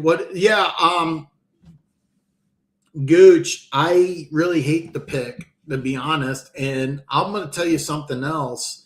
I think New England completely screwed us because I think Caleb Lomu would have been the pick at 29. So I think the Patriots screwed us, and I think they would have screwed us. This is a crazy draft, Gooch. This is a great pick because Caleb Lomu would have been the pick for Kansas City. Okay, this would have been a great pick for Kansas City because I think Kansas City's number one concern in this draft would be protecting 15. Instead, we trade up to get a corner who not everybody, most people think that he's the best corner. A lot of people think it's McCoy. But I 100% believe that Lomu would have been the pick for the Kansas City Chiefs. So great move by New England. Why, Terry? Nobody likes this pick. I'm hopefully you understand the joke here, but yeah. KC pick and trade broke Gooch's phone and brain. That is true. Nobody likes this trade up. But I have to be honest here at 29, I'm kind of stumped because I think New England really screwed over Kansas City by Lomu, and because that would have been the pick. I really think that would have been the pick, and so Emmanuel McNeil-Warren's in play, Keldrick Falk is in play. TJ Parker is an interesting. TJ Parker would be a really good value here. Throw out a dark horse, Eli Sowers, tight end out of Vanderbilt, tight end and name only. Kansas City, no, Kansas City stick and pick. Kansas City pick is in. Who do you want? It could be a receiver. It could be Jeremy Bernard. Just Chris Brissell, wide receiver out of Tennessee, would be a nice pick. 6'4", 200 pounds, ran a 4.3 something. Really good hands. Not a great run after the catch guy. Jeremy Bernard, great run after the catch guy, but I also think he's available at 40. Falk or Parker at 29 is good value. I'm thinking edge rusher here is definitely a possibility. Emmanuel McNeil-Warren's not a bad pick. And we have another trade. The New York Jets have traded to 30, so we have 7 picks, 7 trades in round 1. The New York Jets have traded to 30. The New York Jets have traded to 30. I have no idea on the trade compensation. I have no clue the trade compensation. And I'll be honest, I have no clue who the Chiefs are taking at 29. I have no idea who the Chiefs are taking at 29. Yeah, I really think the Pats screwed us completely. I 100% believe Caleb Lomu would have been the pick, and I think it would have been a great pick at 29. So I have no idea what Kansas City's doing here at 29. Could go edge rusher, could go safety, could go could do a lot of different things. But yeah, the Patriots completely screwed us. Lomu, I think, would have 100% been the pick. But Kansas City apparently is sticking and picking at 29. Let's see what the Chiefs do.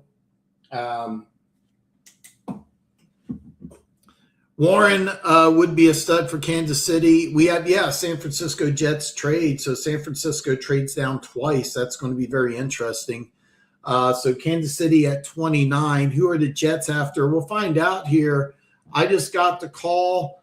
The Chiefs pick Peter Woods, defensive tackle out of Clemson. I actually think that this is the best defensive tackle in the draft. So this is interesting. Peter Woods, a defensive tackle. So the Chiefs want interior pressure. This is the best defensive tackle in the draft. So this is not a bad pick. But I'm telling you right now, I 100% believe that Lomu would have been the pick.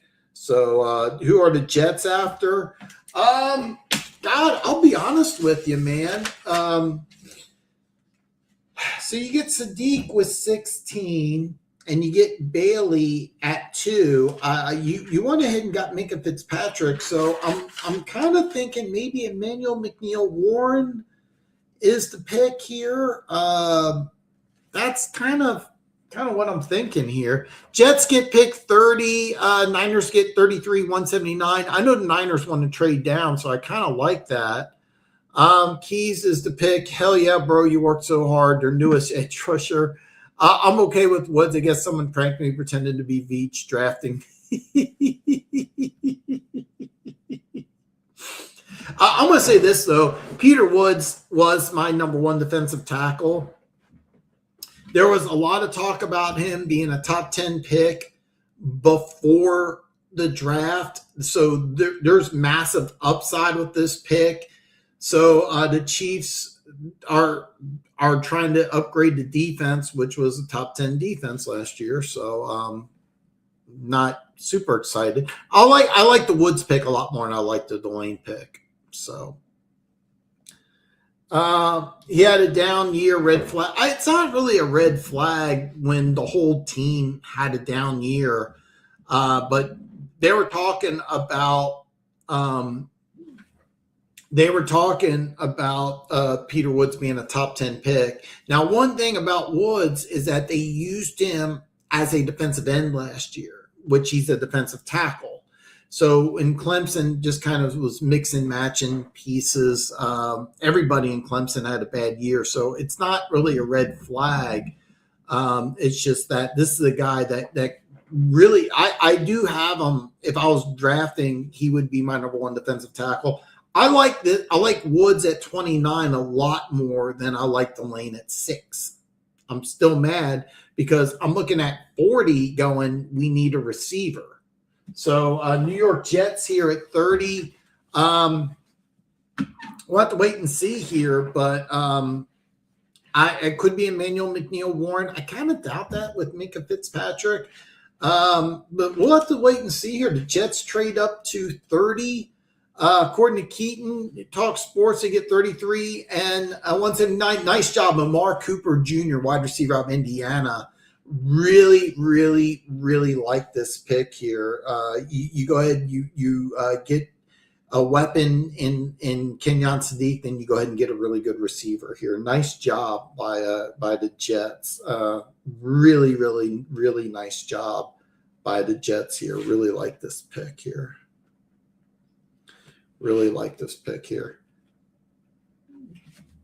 Buffalo traded down here. I don't have the moves, so I don't have the trade compensation here.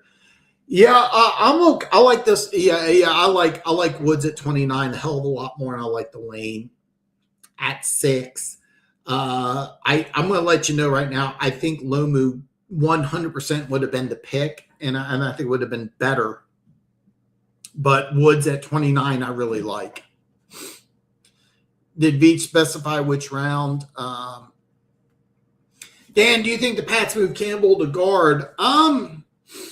I think it's a possibility. I'm not 100% sure. I would have told you no before drafting Lomu. Now that you draft Lomu, I'm thinking maybe yes, because this is a guy that I think, the one thing is that he is a tackle. Lomu is definitely a tackle. The only issue I have with Lomu is everybody kept on saying, the only thing is that everybody just kept saying he needs to put on some weight. I don't think that's a problem. And also, I kind of like him going to New England, which seems to be a team. I think he's better pass ready than run ready. I think New England's kind of looking at this season. You're an add AJ Brown, okay? And we have another trade. The Tennessee Titans have traded with the Buffalo Bills. So we have another trade here. It's Tennessee's on the board here. We now have 8 trades in the first round. I predicted 6. What's going on here? I would have told you before drafting Lomu, no. Now I think so. Keaton says he likes the Jets picks, just hoping the coaches develop them the right way. I have no confidence in the Jets. So, yeah. Jets putting it in on too bad a quarterback is Gino. The Tennessee, how can we make this draft off the rail? Hold my beer, the Jets. Oh, man. So we have the Titans trading to 31.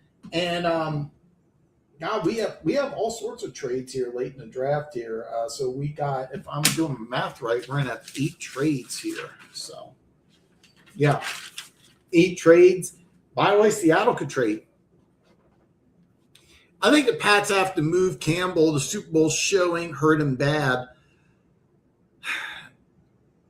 I really didn't think that it was all end all be all, because I know he hurt his knee and he struggled, but I was something that I was more. I personally thought the plan was to just let him, he was a rookie. He was coming off a knee injury. I didn't think it was the worst thing in the world. But maybe you do kick him inside. I don't know. I'll say one thing, though. Lomu would have been the pick for the Chiefs. Yeah, so Buffalo has traded down twice, which is interesting. Remember, they traded the 2nd and the 5th so they can get DJ Moore. And by the way, there's been talks about Keon Coleman being on the trading block, so you never know. I told you the trade would come in late first. You did. I didn't know there'd be this many, though, because, we got picks here at 26, 27, 28, and 30. Chiefs are the only team in the last 5 that sticks in picks. I do like Woods quite a bit. I do like Peter Woods quite a bit. So we'll see what the Titans do. 8 has to be a record in the first, right? I don't know what the record is. I want to say there was 10 in the first round once, but 8's really high. It's the highest in recent history. So the Tennessee Titans here, I'm curious what they're going to do with this pick. I'm kind of curious. Is it, because you just moved up 5 spots. So what you're trying to do is you're trying to jump ahead of Seattle. So what is the player that you think Seattle would have taken? Is it a corner? Is it an edge rusher? It's Kedrick Falk. And they're going to call him an edge, but they're going to call him an edge, but I really think that he'll end up being a defensive tackle for the Titans. Nice job by the Titans, by the way. I'm really curious what the trade compensation is. I have no idea what the trade compensation is. But Kedrick Falk, I think he may end up playing inside, but could go outside. Nice move by the Titans. Really, really kind of like these last two picks here.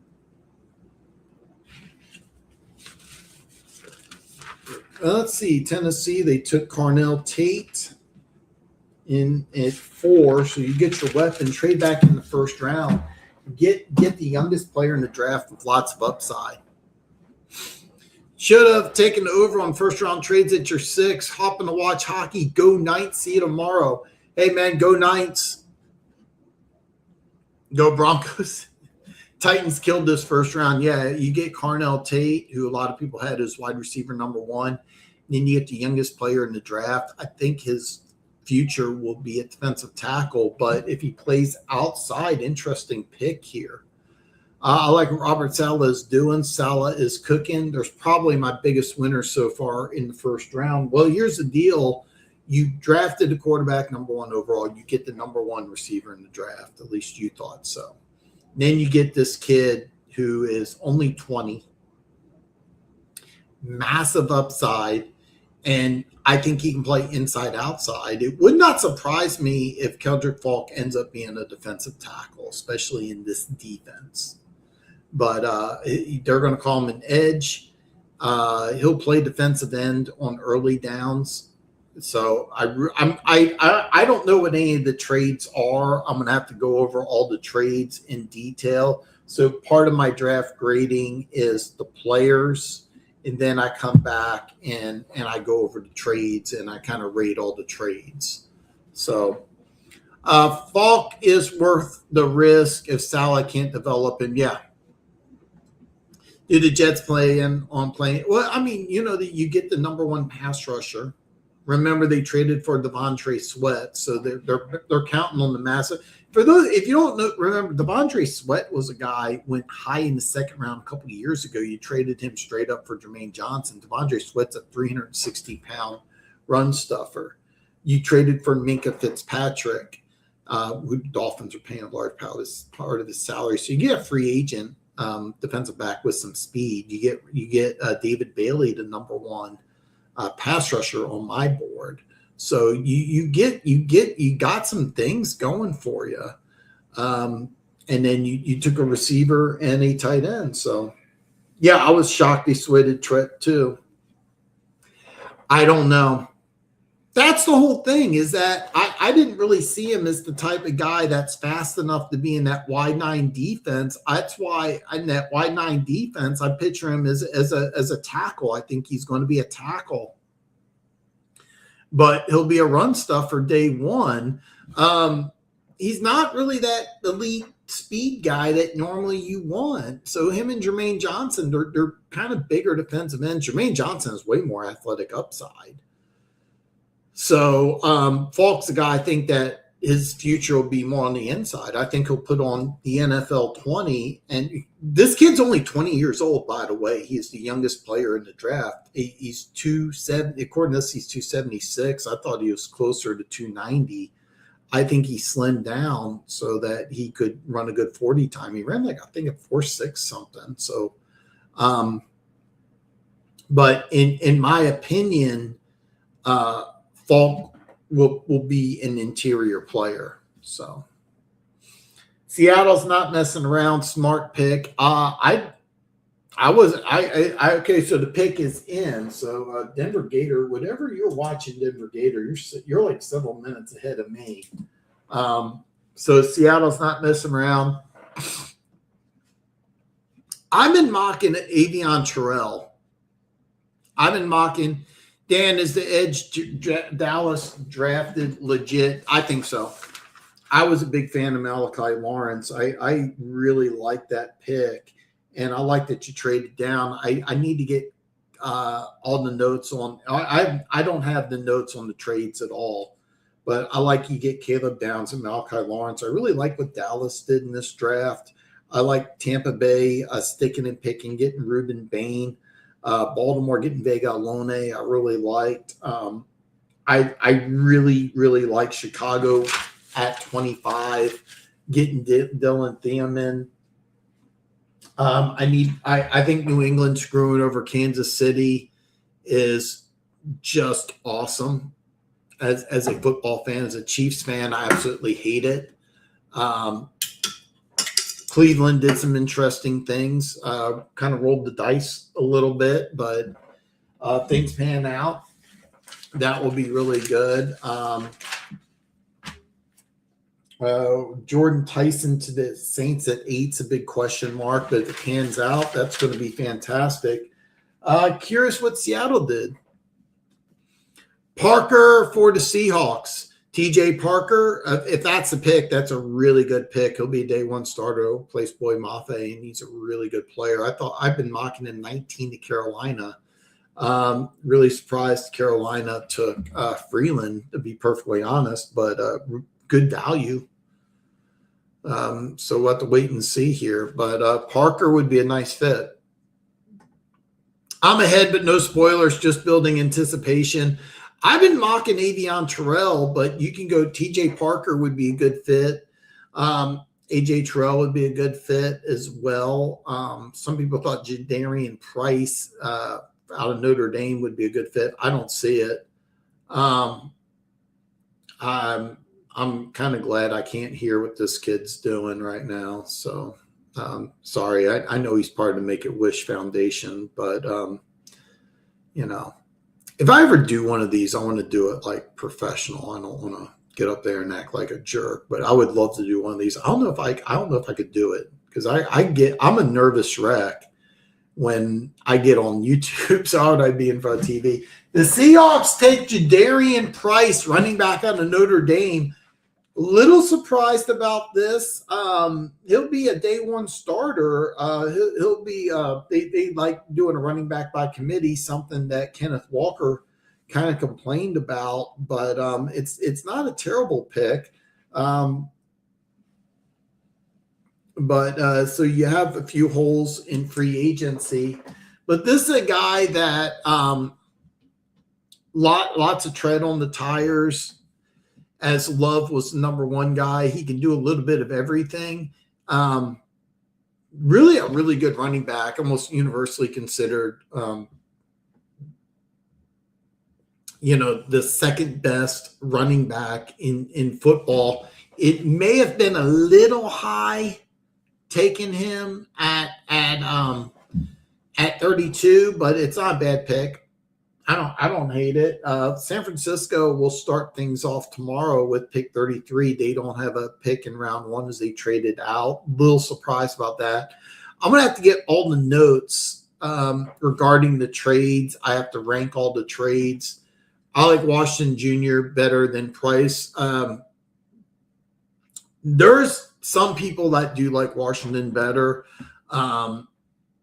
Coleman out of Washington's a guy that's been getting a lot of hype as well, but I think it's decent. You keep overthinking, keep talking yourself out of picks.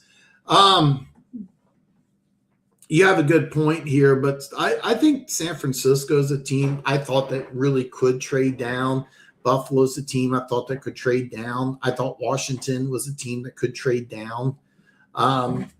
So it'll be interesting. Tennessee really, really like what they did with their trade up. Same thing with the Jets taking Omar Cooper. Love what New England did with Caleb Lomu. That would have been the pick in Kansas City. So you just screwed over the Chiefs. Miami taking Chris Johnson's pretty solid. That's a good pick. Philly, I like jumping up from Kai Lemon, especially I know they're going to trade AJ Brown. So figure it out. Kenlin Rutledge going before a couple of these other names makes a lot of sense. After losing Kenneth Walker, it makes sense. Parker at 33. I remember they took I want to say it's not Alfred Williams, but remember they took the kid out of Georgia at 11. You got Bosa coming back, so I mean, you get good value taking TJ Parker at 33, but you used the 11th overall pick last year on an edge rusher. So, I mean, you really need to stock up on these guys. You get good value because I've been mocking him 19 to Carolina. So, it's a possibility. I don't think so, but we'll have to wait and see here. Favorite picks. Favorite favorite picks off the top of my head, Ruben Bain to Tampa Bay at 15. Absolutely love that. Philly trading for Mekhi Lemon. I really like that, especially considering A.J. Brown's probably going to be gone. Vega Alone, I think, could be the best player in the draft. Plug and play, going to be a big fit. Really like what the Ravens do. Caleb Downs, I really like that for Dallas. Sonny Styles going to Washington at 7, considering Kansas City traded up to 6. Really like that. Warren at 33 is definitely a possibility as well. I will be interested. Don't be surprised San Francisco trades that pick. Picks I don't like. Ty Simpson at 13. Kansas City trading up to 6 for Delane. Really didn't like those. Those are probably my 2 least favorite picks. Kansas City giving up a lot for Delane. I mean, I really hate that. And then Simpson at 13 to the Rams.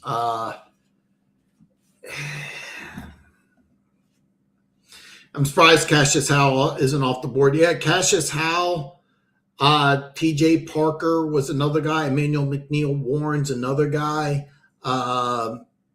Correct me if I'm wrong, but okay, it's 4 receivers. So we still have Denzel Boston, who I don't think is a lot different than Ted McMillan. He's still available.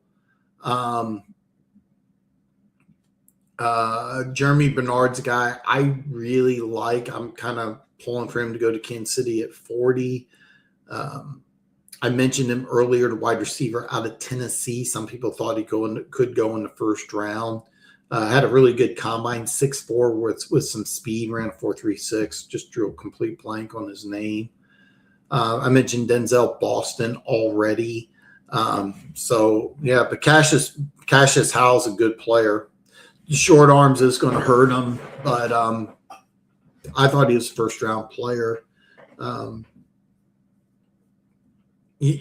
think Howell and T.J. Parker will probably go early tomorrow, sometime in the 30s. Possibility both of them could go to Kansas City at 40 as well. I still think Kansas City could use an edge rusher.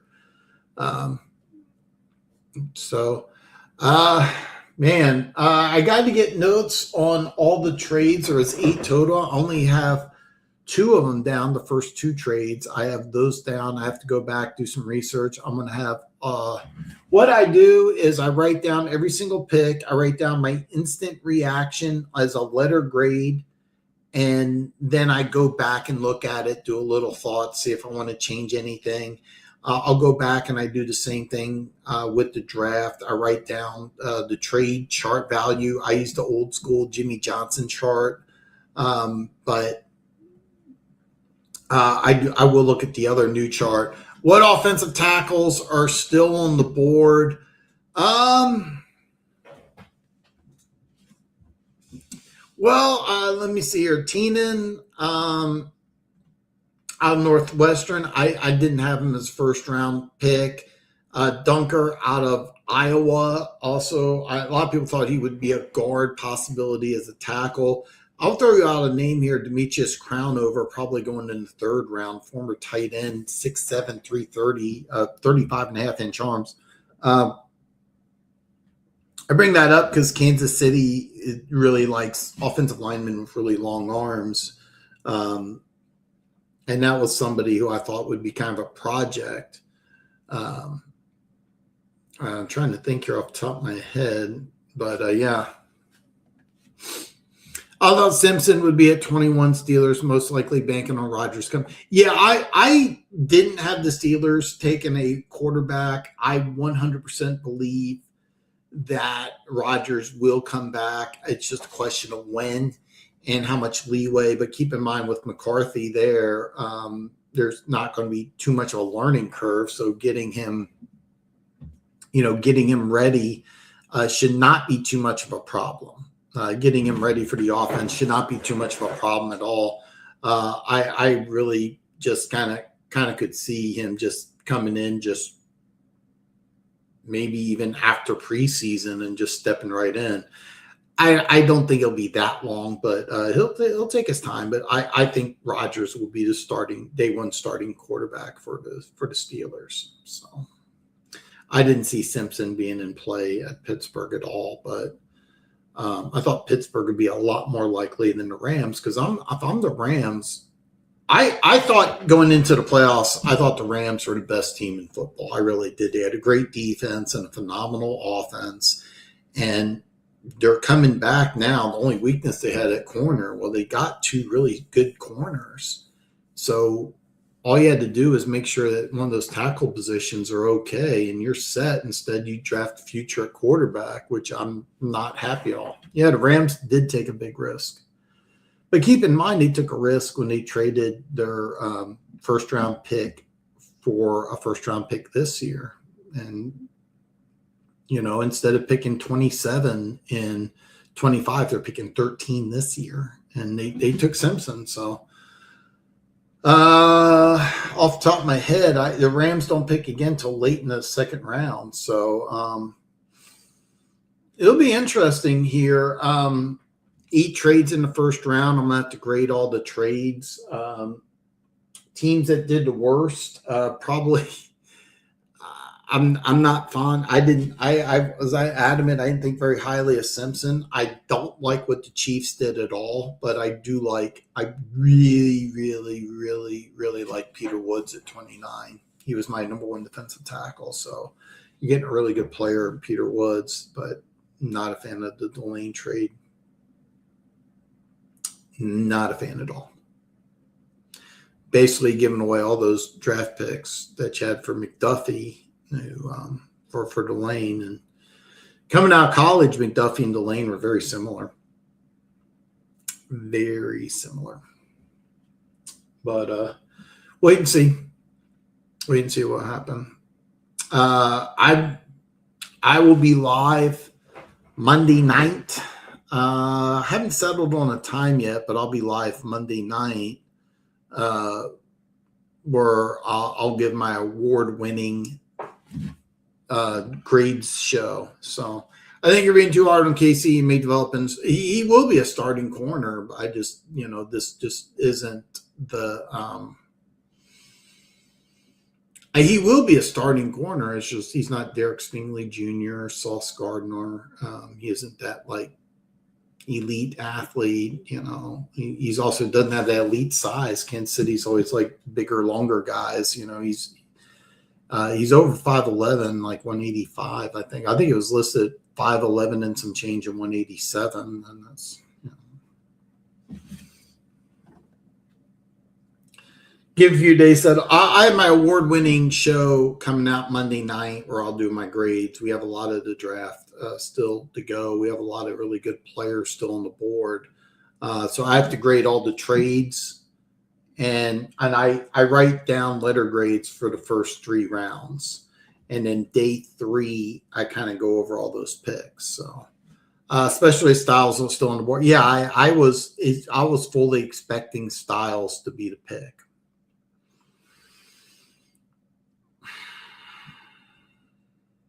I really was. I was getting really excited, Keaton, about Styles being part of that Kansas City front 7.